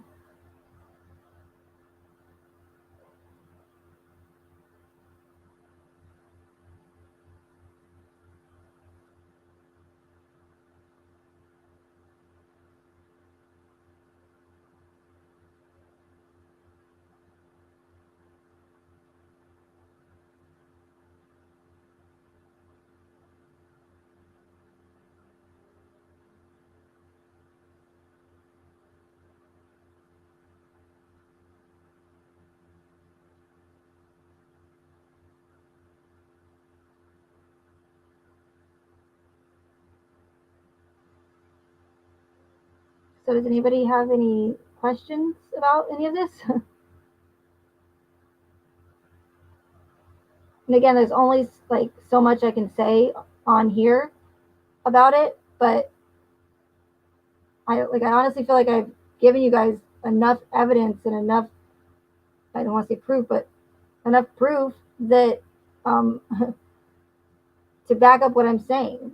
And I know that the psychological aspect of it is going to make it difficult to um, to see that. But as far as I know, no one else is giving any answers for why nothing adds up in this case. Um, and as far as I know, I'm the only one that's been able to give some sort of answer or answers to those questions.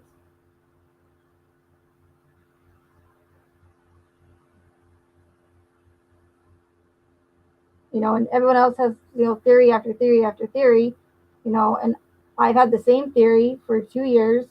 And I say it's a theory because I don't have all, the proof, and I don't have all the evidence. I can only show you guys um, consistent patterns and, the same characteristics that they use over and over again. And not only that, but all their breadcrumbs, all the connections in American Horror Story, all their clever little stupid clues that they leave for us should be more than enough to show you guys that show you what's going on. And I had to pause there because I almost said those bad words. Well, thank you, Sarah. I appreciate that.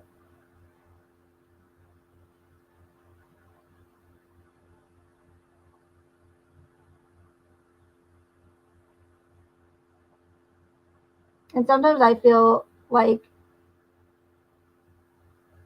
I don't know, I almost feel like some people, maybe they don't want the case to be solved or something. Like, I feel like no matter how much evidence I show, it's not gonna sway their opinion, or it's not going to make them see. It's not going to um, have a different outlook on the case or other possibilities if it doesn't match like their um, theory or the outcome that they want.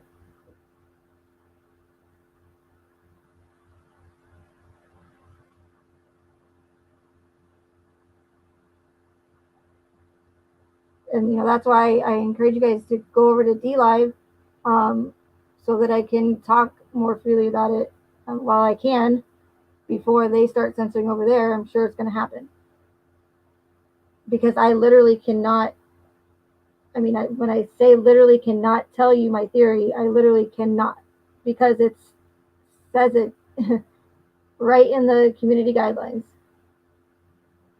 And if I say it, I'll get a strike for hate speech. Not even sure why it would be under that category, but it is. And again, it doesn't say you cannot talk or you cannot accuse mistresses of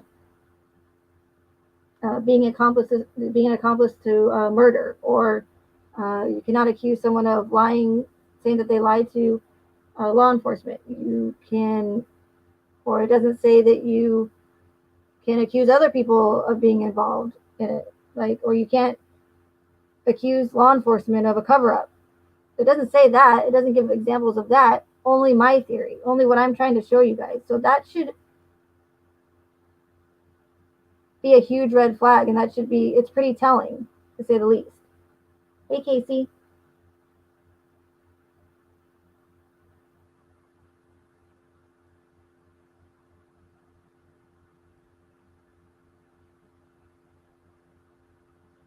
Joe B, are you talking about me?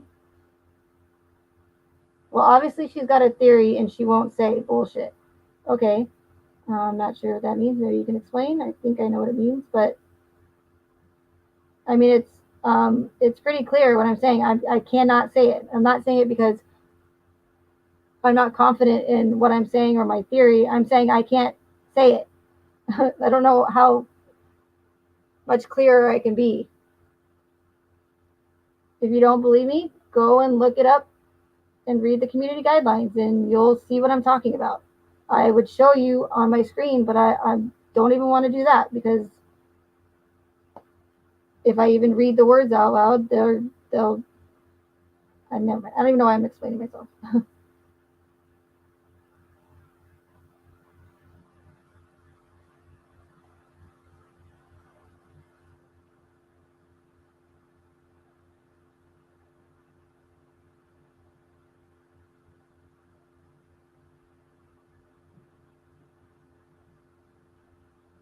But I'm again 2 years going into this, and it may have been my fault because I wasn't as straightforward and as transparent as I probably should have been with you guys. But um, either way, it's, again, I'm still continuing to find, these breadcrumbs that they leave for us, and their clues that they leave, and their game that they play. They're I'm showing you guys that they are literally like mocking us, and that should infuriate anyone. And if I don't know what else to do if these are not enough to prove that, because I've asked and no one has been able to give me an explanation as to why there's so many of the same names in the case, why there's so many connections in American Horror Story, and why nothing adds up. No one has been able to give uh, me an answer back as far as that goes.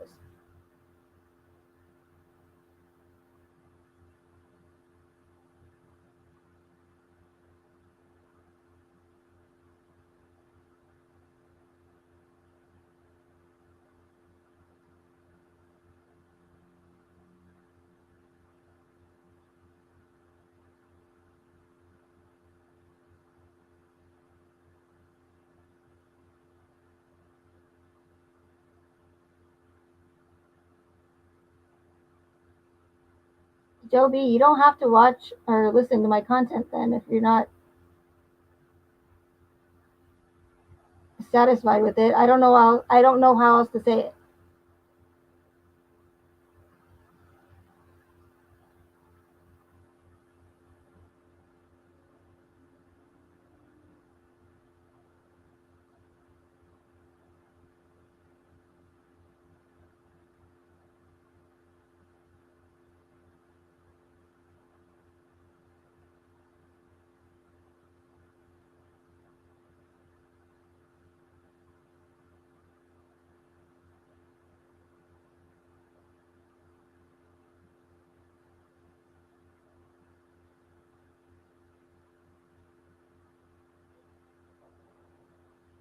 Yeah, that is the whole point, Joby. But you're, making accusations and, pretty much just being rude. So, and saying that, accusing me, saying that I have a theory, but I can't say it. Okay, well, you're right. I can't. So, unless you can tell me how else I can explain it to you without getting my channel taken down, then please let me know. And I'll have no problem doing that for you. But as of here, I can't. On D Live, that's not true because I have um, gone into more detail about my theory.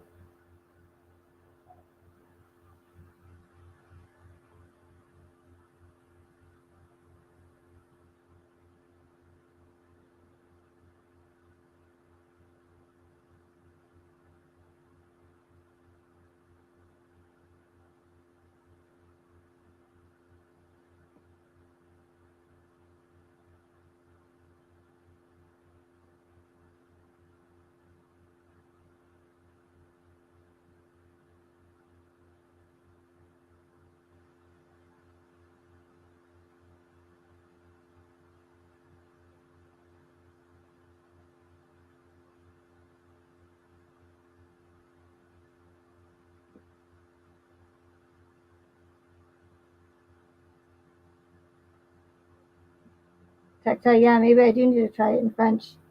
Maybe if I say it in a different language.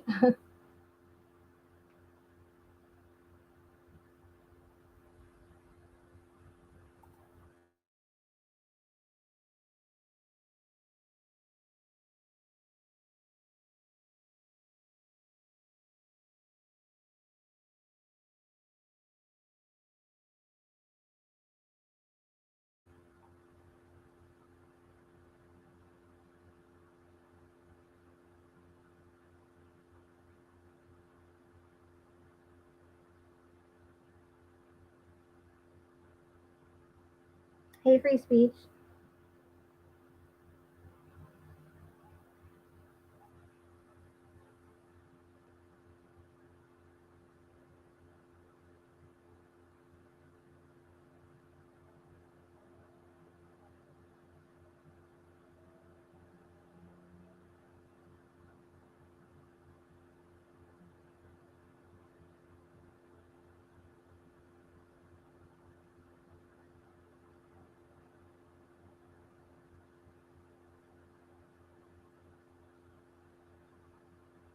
I'm just reading the chat.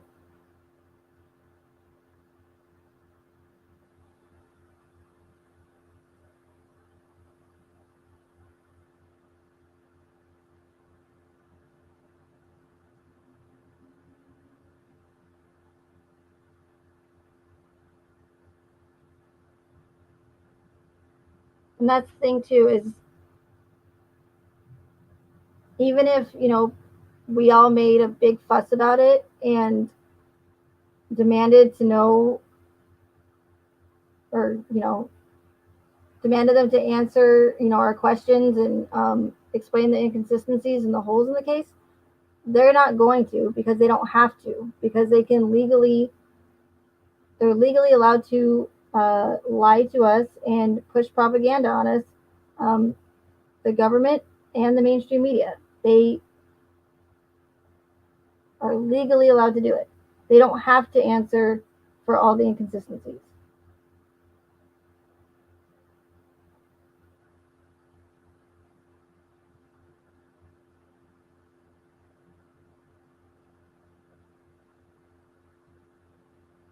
Trebek?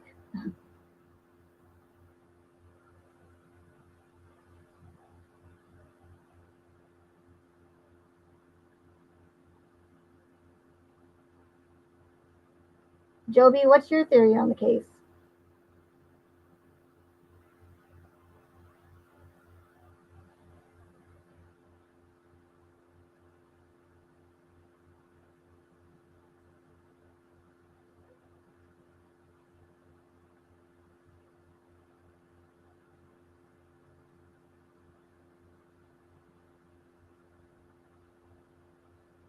And again, please tell me if you have an explanation for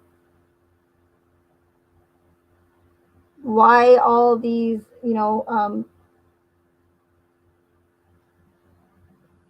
everything, a lot of the things in this case have all been, oh, that's a coincidence, that's coincidental. It's not coincidental anymore because they have popped up multiple times and they keep happening, and they do it in other events. They've done it for years and they're going to keep doing it to us. And if we don't wake up, we're just going to continue to go on the rest of our lives just believing everything that they tell us. And if you want to believe everything that they tell us and show us as factual and true, then that's fine. That's, that's their choice, that's your choice. But for those who don't want to be lied to for the rest of their lives by the people that supposedly are here to protect us and help us,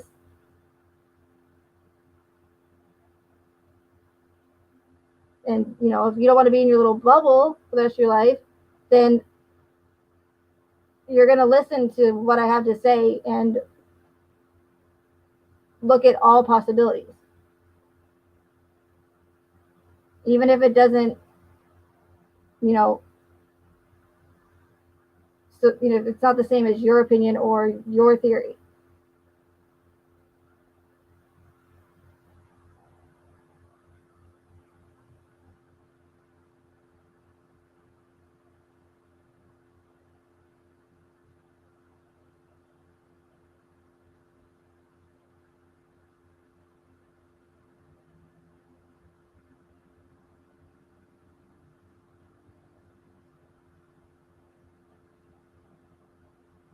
Laurel Chisholm. Las Vegas is actually, well, first it was 9/11, but that really opened my eyes. But Las Vegas was one event that I got really into and followed from day one. And the reason why I was able to recognize what this case really is and what's really going on in this case is because it has a lot of the same characteristics that the Las Vegas blank did. Because again, they use the same characteristics in all these events.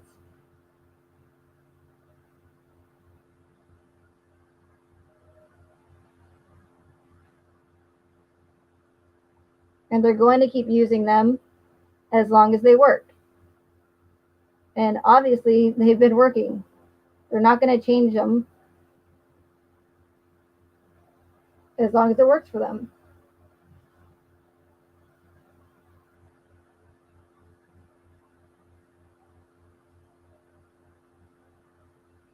Hey, Joe B, why don't you come up on panel?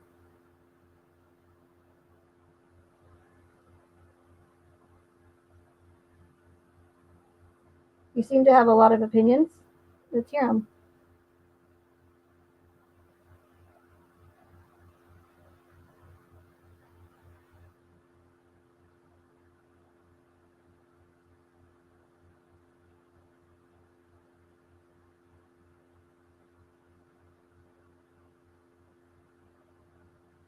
And no, I'm not a flat earther.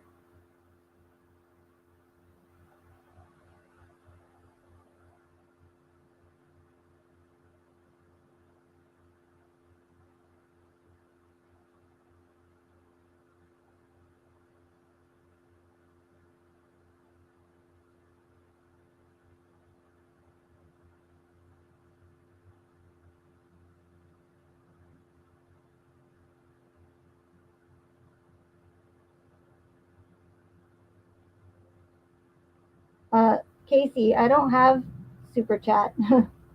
I'm not, my channel's not monetized.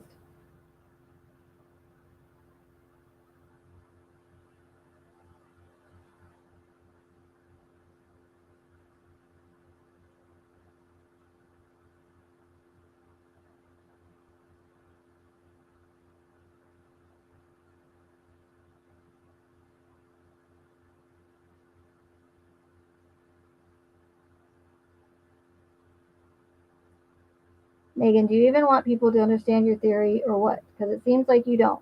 So why don't you email me what you can't say here then?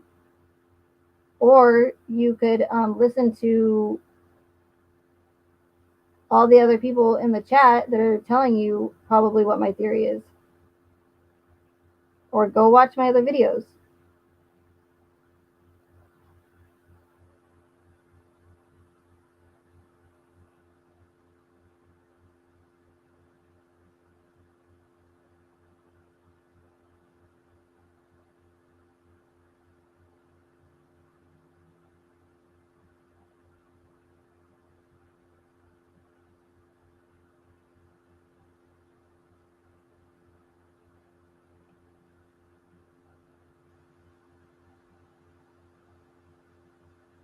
Jen Madison says you have to, and I'm going back up in chat.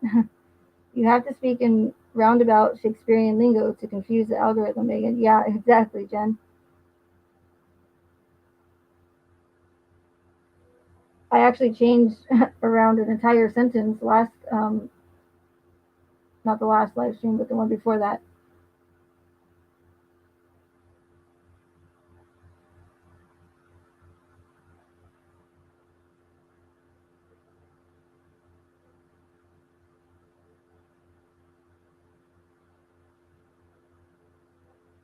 I don't know how many times I've heard, why the Watts case? Why this case? Why does nothing? Why is this the only case that doesn't add up? Why is this the only case that has so many holes? Why is this the only case that had so much information released?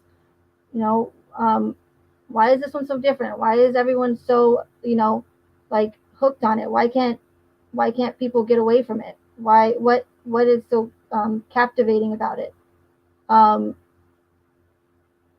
That's the psychological aspect of it, you guys, and that's the only way I can say it. Just think psychological. Um, and again, the the ones that are behind all of it, again, they've been doing it for years and they are good at it. They know what is going to trigger people. They know what's going to pull at people's heartstrings. They know how women and children are going to react to a horrific murder case. They're always like a couple steps ahead of us.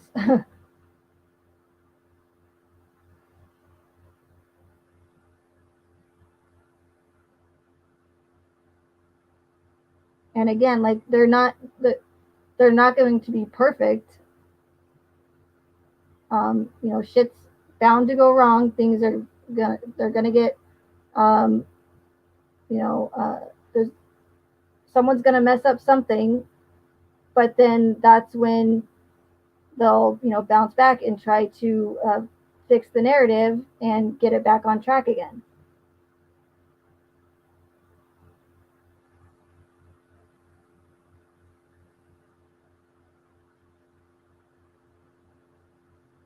Why do you think it specifically says in the YT guidelines that I cannot state my theory? What? Someone in chat, please tell me why they think that it states specifically in the example in the guidelines that I cannot say what my theory is.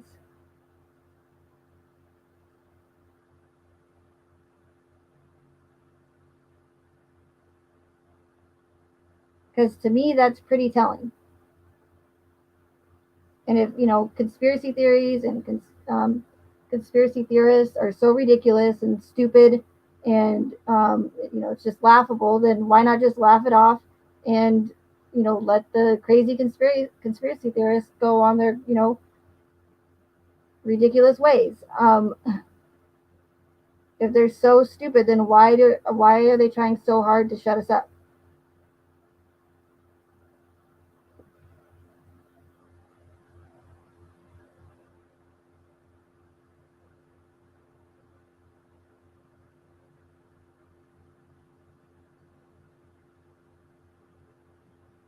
Can anybody tell me that?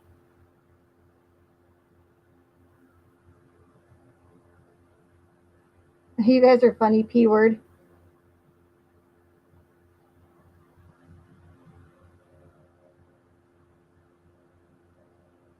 Yeah, I'm gonna have to shut the Streamlabs bot guy off because I don't know why he's timing or it's timing people out for saying. Is he doing it for? Is it doing it for every like word that starts with a P? It's only supposed to be the PSYOP word or acronym.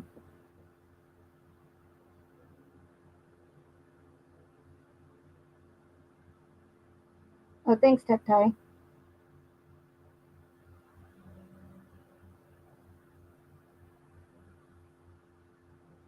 Yeah, I'll shut off that stream bot thing. I was just learning how to do all of it and see. I didn't even think it was going to work. Hey, Alma. Nice to see you. How was your Christmas?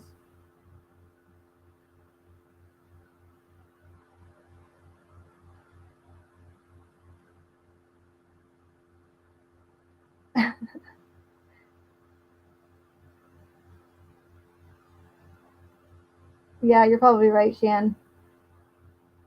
That might be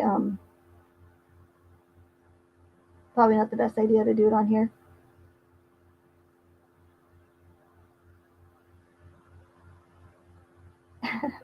Why are you guys messing with my robot?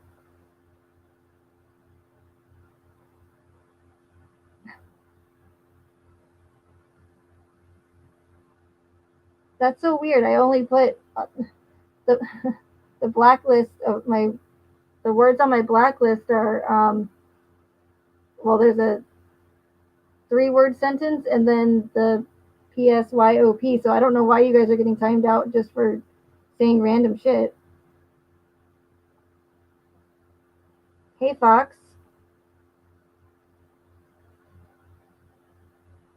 I love how it times you guys out for 1 second too. It's like one, oh.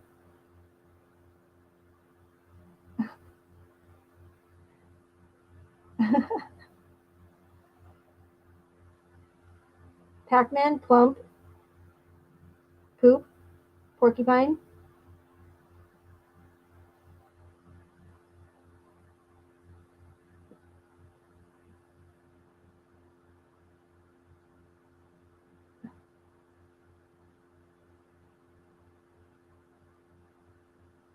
Oh, come on, Joe. Nobody attacked you.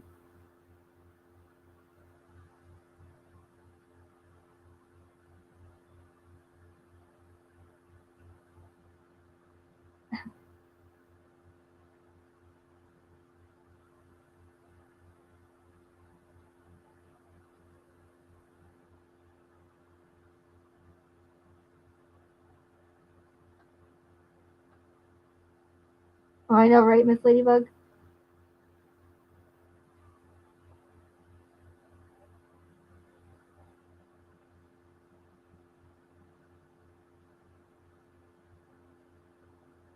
You're making that Streamlabs bot work overtime here.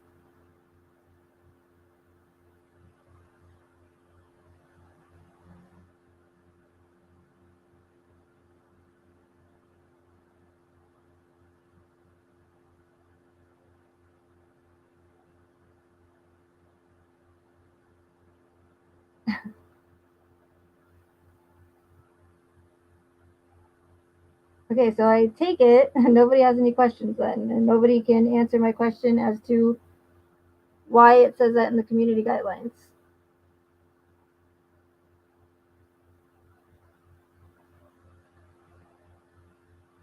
Because if that's the case, that only proves my point even further.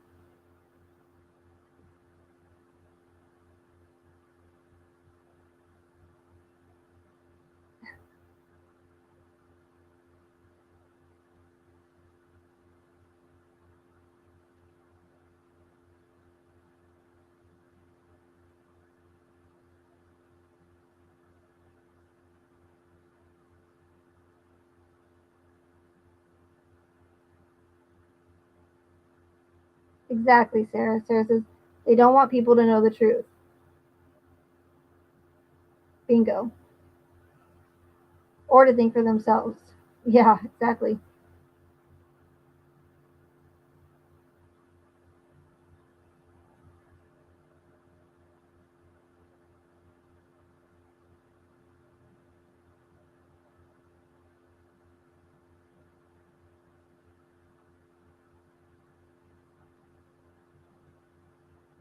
See, you got it, Joe. Because they're large corporations trying to make money and keep it family friendly, but also they are censoring us to push YouTube's agenda. But not just YouTube. YouTube.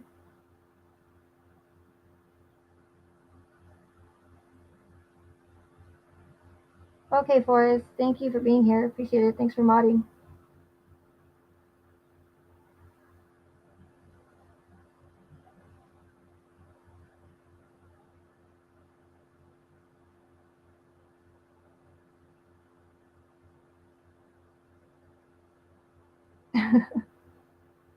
You guys are so funny.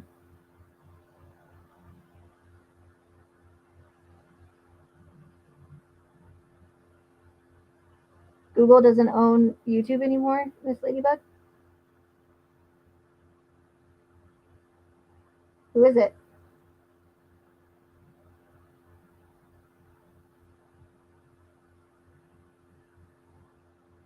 Does Russia own him? Russia? Question mark?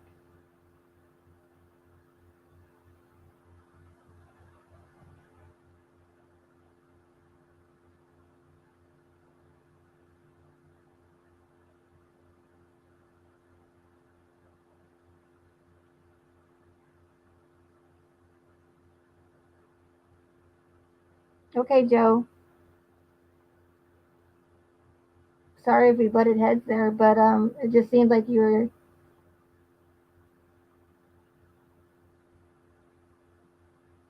kind of making accusations and stuff. But anyways, yeah, please do go watch some more of my videos because again, although I'd love to speak about my theory in more detail, I cannot, unfortunately.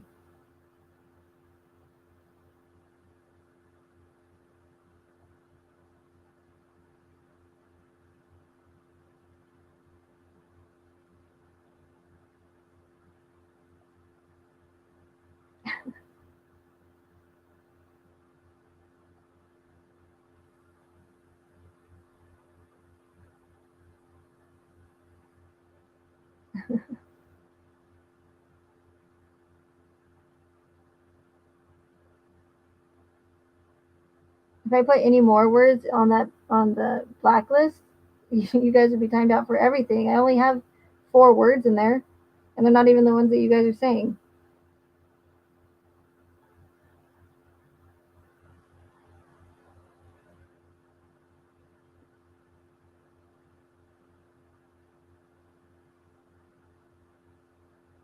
Free speech one, yeah, it did look like a show house.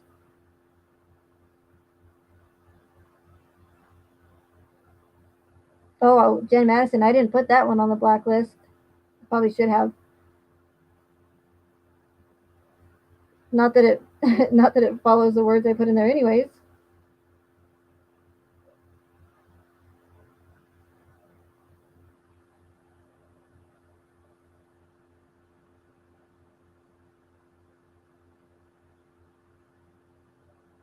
Hey, JC.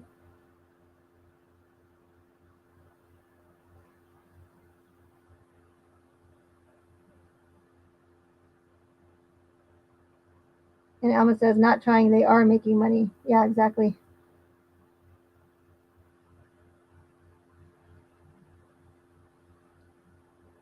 Like, they're going to keep coming out with these ridiculous, like, tabloid like stories as long as people keep believing them.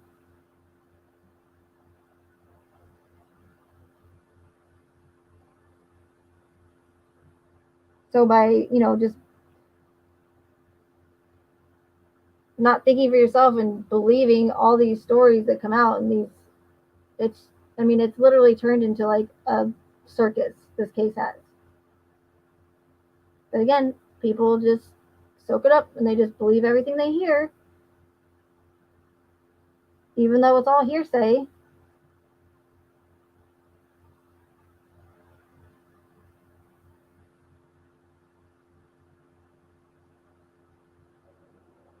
Like, what would happen, God forbid, if everybody just stopped following this case tomorrow? Like, the powers that be would have a, like, heyday. They would, like, lose their shits.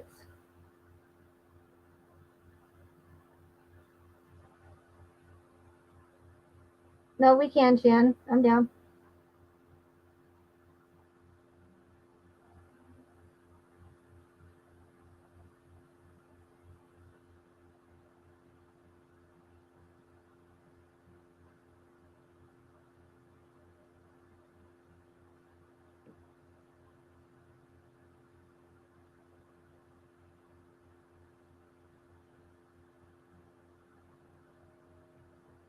And all these other channels, covering these crazy theories and tabloid stories, and like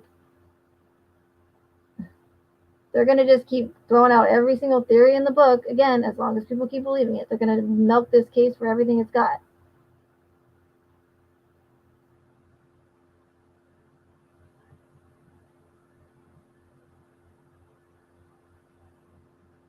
Exactly, Joe Jane. See, I can't even say it. Joe Jane. They would just do it on another FF. They depend on us living in fear and with anxiety. Yeah, exactly.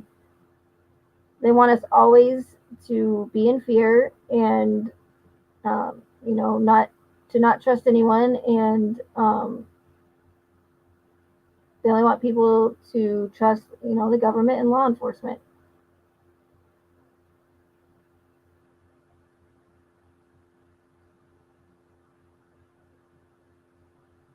All these mainstream media, homicide cases, tragic events.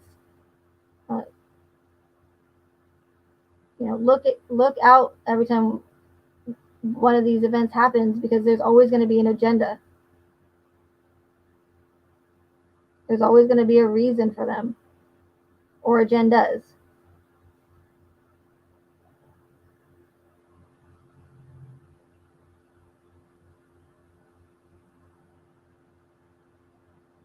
Yeah, Alma, they are succeeding, and that's what's scary. Because again, if people don't start waking up, it's not going to be good. And that's not to you know put out any like fear porn to you guys, but it's true. It's and I think that um, if I don't start being blunt about what I'm trying to show you guys and to expose, then it's not going to help any of us. I mean, and I'm just a little channel. Like I'm never going to be able to like get thousands and thousands of people to open their eyes, but at least hopefully if I can open some, then it's a start.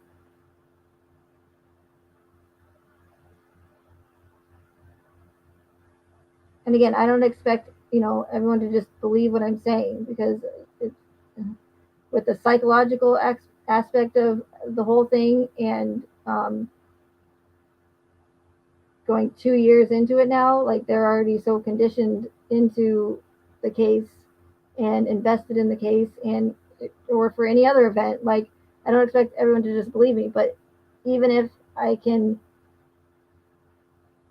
get even some people to just think for themselves and not believe everything they freaking hear, that would be amazing, because it's a start at least.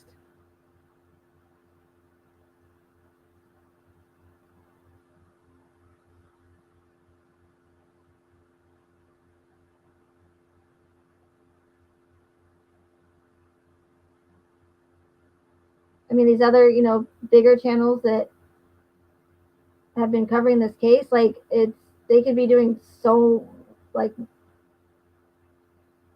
so much more like positive things with their sub count and with their views than what they're doing with it.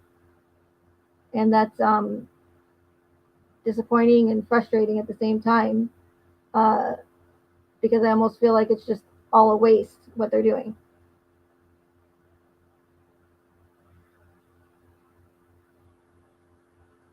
And they're doing more harm than good by spewing out all this disinformation and claiming it as factual, and not having any evidence to back it up whatsoever. Or when, someone asks them a relevant question or asks their guests a question about what they're saying, they're either timed out or, talked down to or blocked.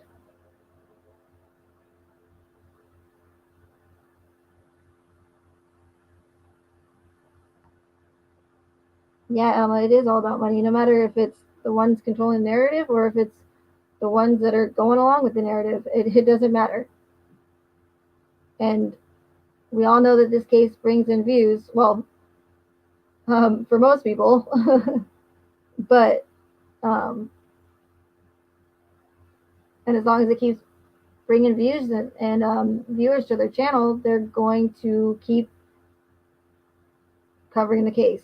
And you'll notice, and I've said this before, right when you see this case is about to die down, or any of these cases, right when it starts to die down, and you think people are finally moving on, some breaking new information always comes out, or some leaked jail phone call, prison phone call gets released. Like, how convenient, right?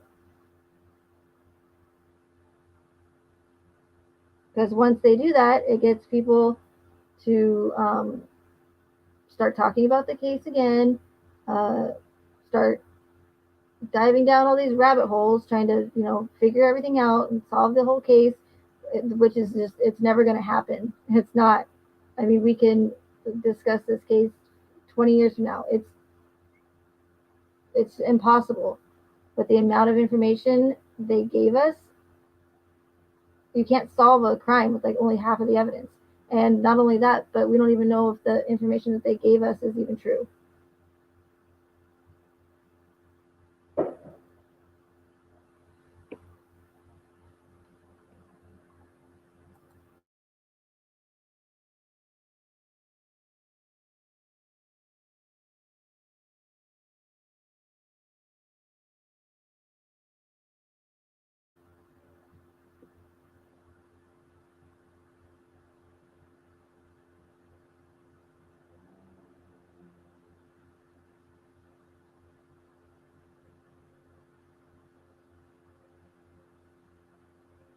See, Jen, that's the thing though, is it actually is a huge, um, it's not the FF word. It's, again, it's the only way I know how to say it is the psychological part of it. It's all psychological. It's all to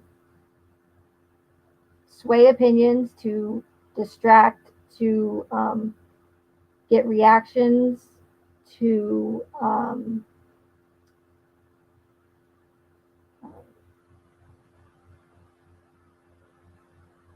make people fearful, um, to get emotional reactions out of people, to so that they don't think rationally. They just react because of the horrificness of it all.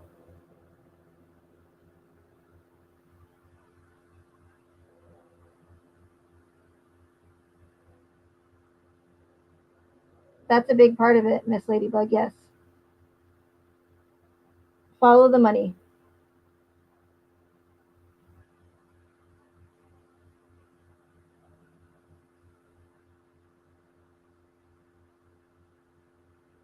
Tectai, why did the bot time you out for that? That's so weird.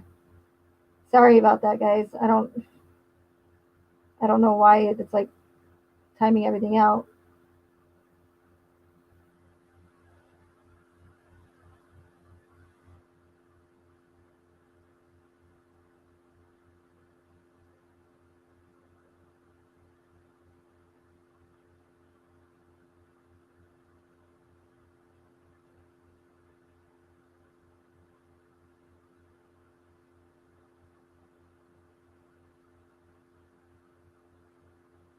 Like, secret agent, yeah, very exactly.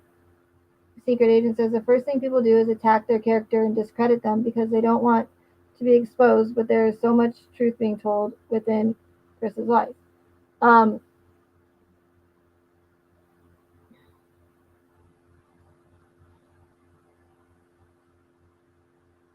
I just lost my train of thought.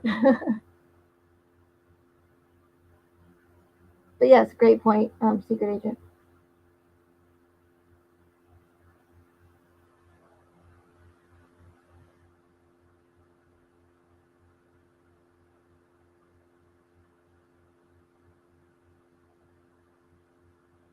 But think about it. Again, why is everybody so fascinated with this case?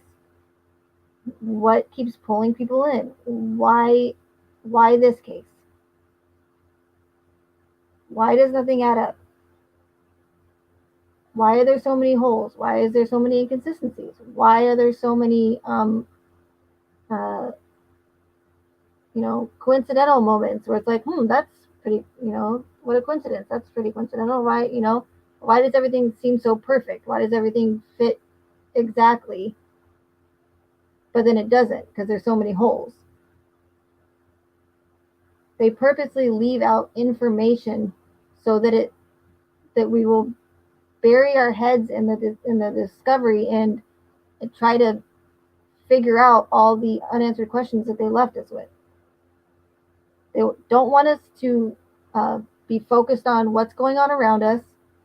They want us, again, have our heads buried and down these rabbit holes, trying to solve the case, trying to find justice for these victims, because it was so horrific, right? And they, they'll throw little things out there again, like uh, Troy McCoy going back to the to Survey 319, and to grab the wrench. He said, stuff like that, to where people start thinking, oh, well, are there other people involved? Is there accomplices? Why did Troy McCoy do this? Why is Troy McCoy's interview not adding up?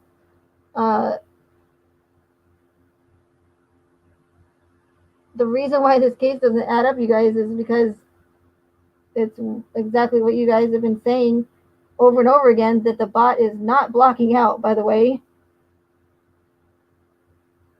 I mean, you guys have said it multiple times there.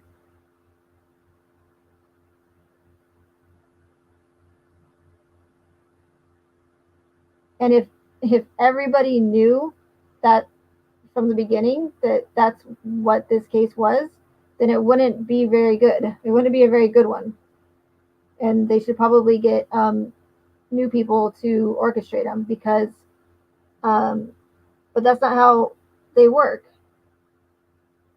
And that's what's so fascinating about it, to me. And again, I don't want to give them any type of like credit or put them on any pedestal, but I mean, it truly is fascinating how it literally like fools millions of people, whether or not they just watch a couple news, stories about it, or a couple of YouTube videos, or if they have invested 2 years into it and followed the case and the discovery and read the whole discovery. Like, it doesn't matter. Like, it, they fool millions of people, and it's fascinating to me. But again, if you're not aware of them, if you don't know how they operate, and you don't know to look for them, then you wouldn't know. I mean, that's just it. It doesn't matter how smart you are, or how much education you have. Like, it just, if you don't know to look for it, you're not going to find it.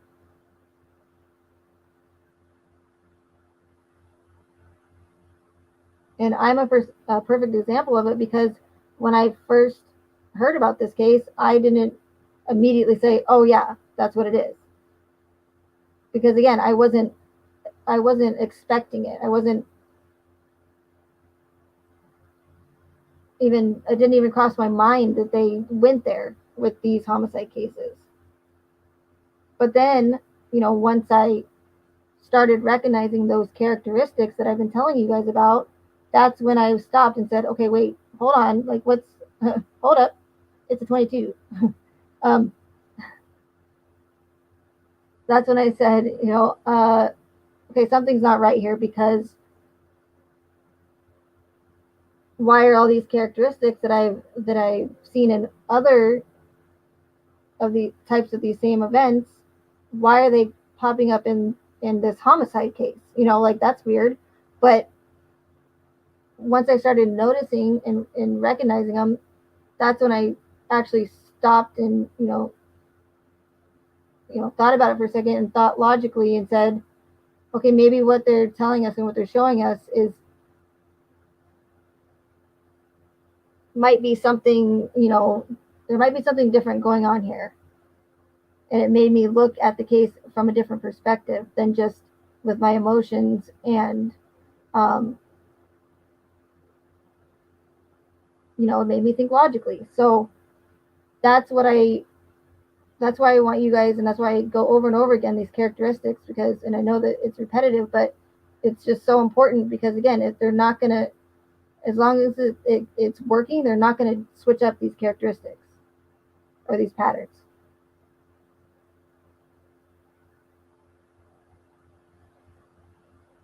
So if you're aware of them and you know about them, then you can, because unfortunately there's nothing that we can do about the Watts case. It's done. It's not done. I can't believe they're actually still continuing on with this circus, but there's nothing that we can't, nothing's going to, come from, nothing's going to happen. Like, they're not going to reopen the case. They're not going to investigate Kessinger. They're not going to give her a polygraph. They're just not. And I know that's not what you guys want to hear, a lot of you, but I'm not going to, I can't sugarcoat it anymore for you guys, because again, it's getting us nowhere.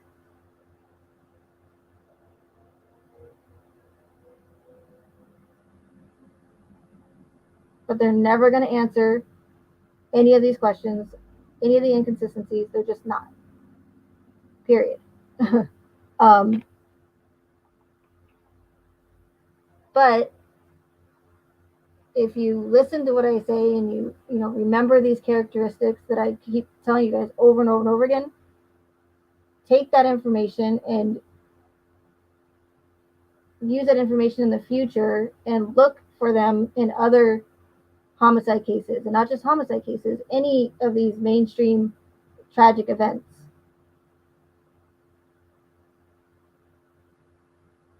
And just because one of the characteristics happens to be in it doesn't necessarily make it that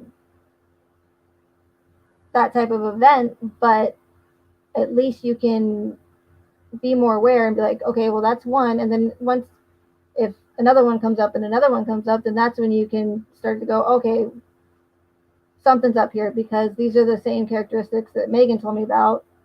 Maybe I should look at this case from a different perspective, try to push my emotions aside and think logically and rationally about what's going on, and if what you're being told and shown is actually what's really going on.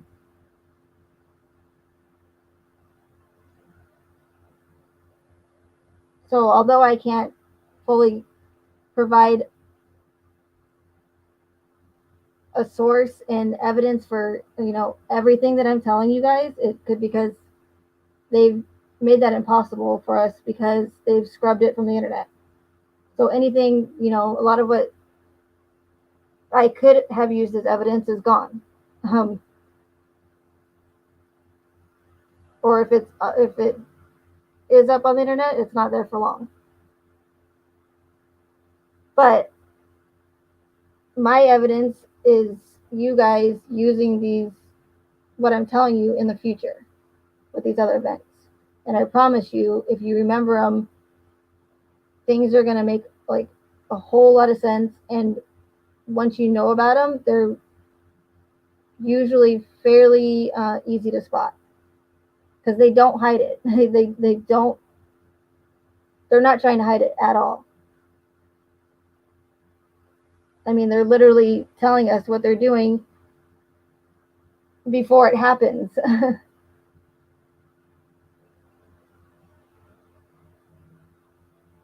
They told us that, okay, maybe I should stop. They told us what was going to happen, or where it was going to happen anyways, in Colorado, in a another event, and if I remember, I'll bring that up on my next D live stream. But I didn't go there yet because I didn't want to. That does get into more of the conspiratorial um, part of it, but again, it's those patterns that they use all the time. And I'm not the only one that talks about this stuff. Like there's other people out there that are experts on these events, and they're actually good at speaking, which I'm not. And they know what they're talking about. And those are, some of the people that I've learned these characteristics from, but also from watching and following other events.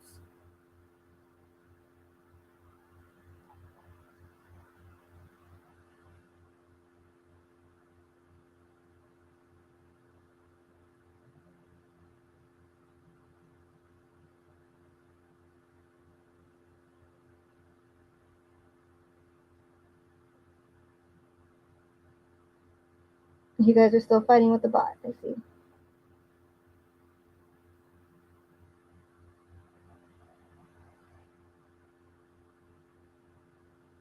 Like I don't really think I don't this case goes so much deeper than you guys like realize. Like and again, I know I'm not the best at explaining things, but if I could somehow just put all of the information into just one um,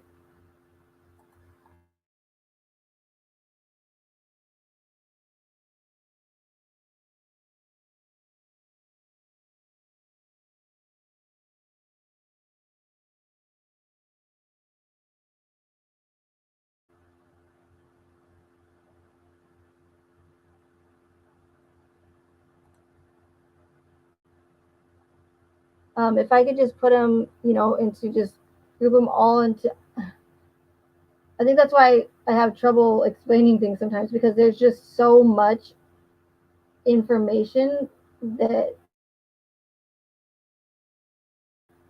myself um, and you guys as well have helped me find and uncover. Like it's just so much deeper than you guys realize, and just the amount of uh, the lengths that they went to is insane. I mean, and I think and I understand why it makes sense, why people are so infatuated with this case and why people can't let it go, because they spent a lot of time um, on this case, you guys.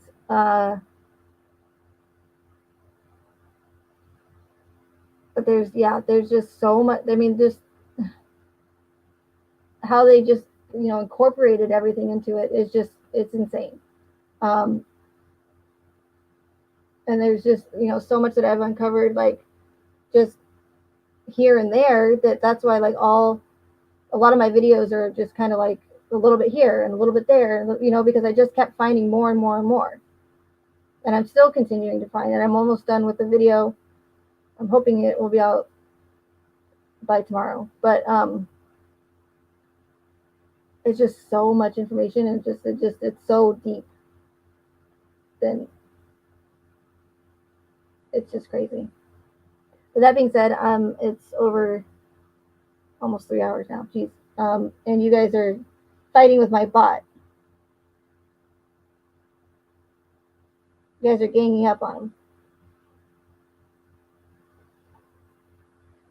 He's outnumbered by you guys.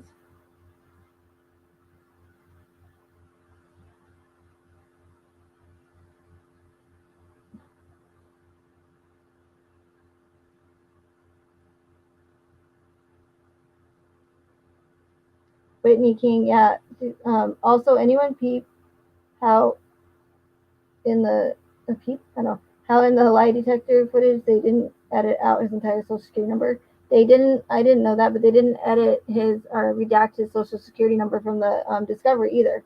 Well, they didn't redact anything from the discovery until over a year later. Doja, no, I'm just, you guys are, you're fine. I think it's funny. But I have to remember to shut that off because I feel bad that you guys are getting timed out. And it's not even working anyways because the one word that I put in there, it doesn't time you guys out when you say it. But then every other word, it times you out.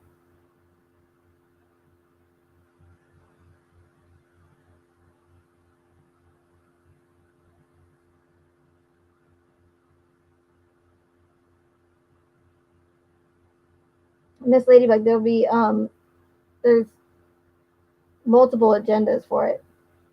Hey, Sour.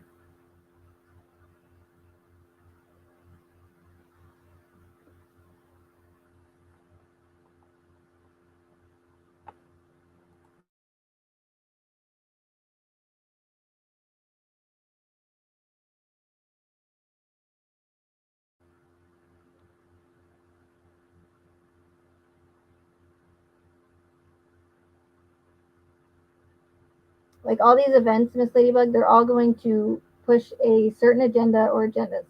Um, but they're each event is different, so it's going to the agendas are going to cater to that specific event. But for the most part, money is usually one of them. Someone's always going to someone or someone's is always going to gain financially from the event.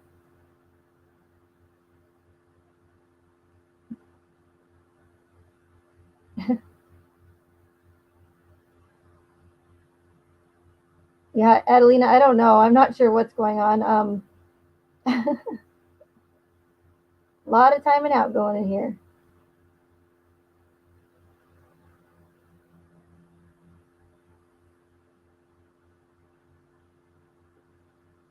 So it says, please refrain from using the P word. Thank you. So I typed that in. Like I put that in for you guys. As you can see, it's very respectful and polite. But the only word that I put on the blacklist was that PSYOP word. So I don't understand why it's not timing you guys out for that word, but every other word. When you guys don't even use a word that starts with a P, it times you out.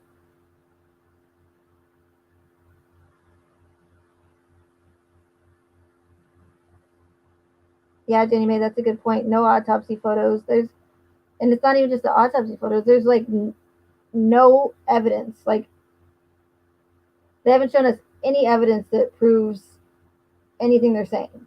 Like what? Because they have a couple photos of a rake handle and a sheet out in the field. Like that proves absolutely nothing. Apparently, you can, Sour. So far.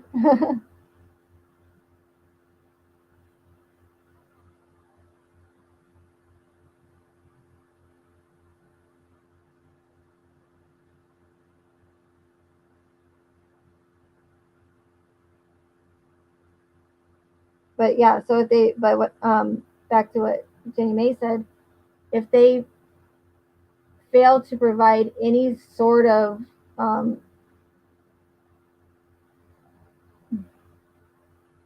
like proof, evidence of, see, and this is where I'm going to get in trouble here.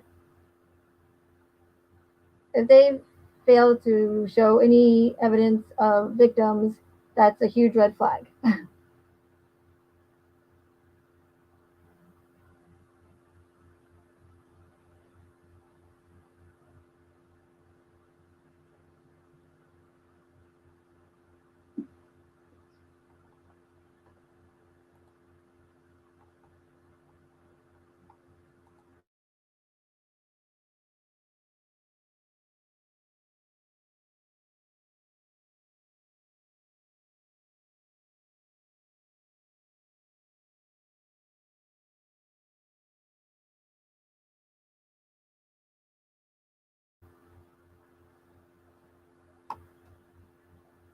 All right, well, I'd love to give you guys more time to fight with my bot, but I think you guys beat him up pretty good.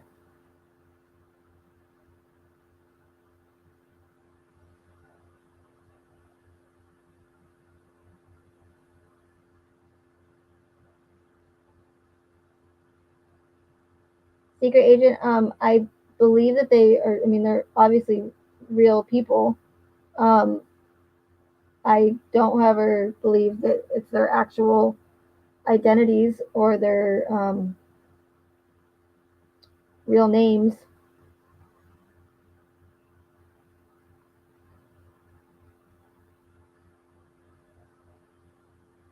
And the video I'm actually working on, well, for one, all of the video I made with about all the Lees and the Nicoles in the case, that's a pretty good sign that they're probably not their real names.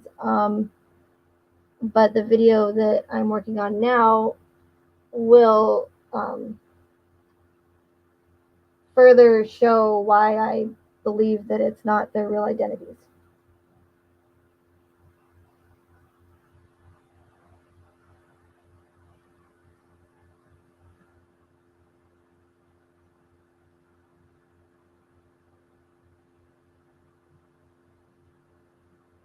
Yeah, Adelina, it's a bot. I actually set it up, but it's not doing what it's supposed to do at all.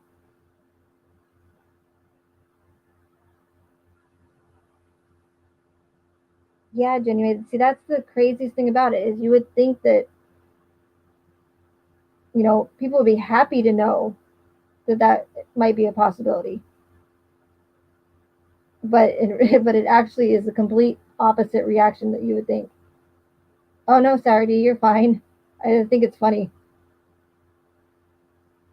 Everyone's been doing it the whole like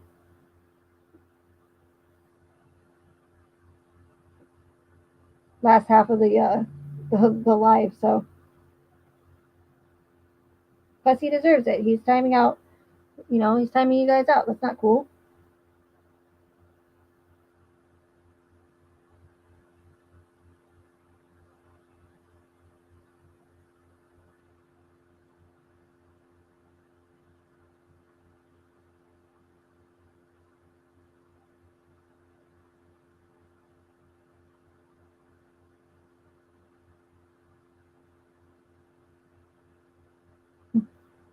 All right, guys. Well, I'm going to end this now. Thank you, everyone, for being here and for your support. And I apologize again about the bot. I will take care of him before my next live stream, so this doesn't happen again. Unless you guys want me to leave him, I don't care. But I don't know how if it affects anything. But yeah, I'll try to remember to kick him to the curb. All right, guys. I will talk to you later. Have a good night. And thank you, moderators. Appreciate it. Bye, y'all.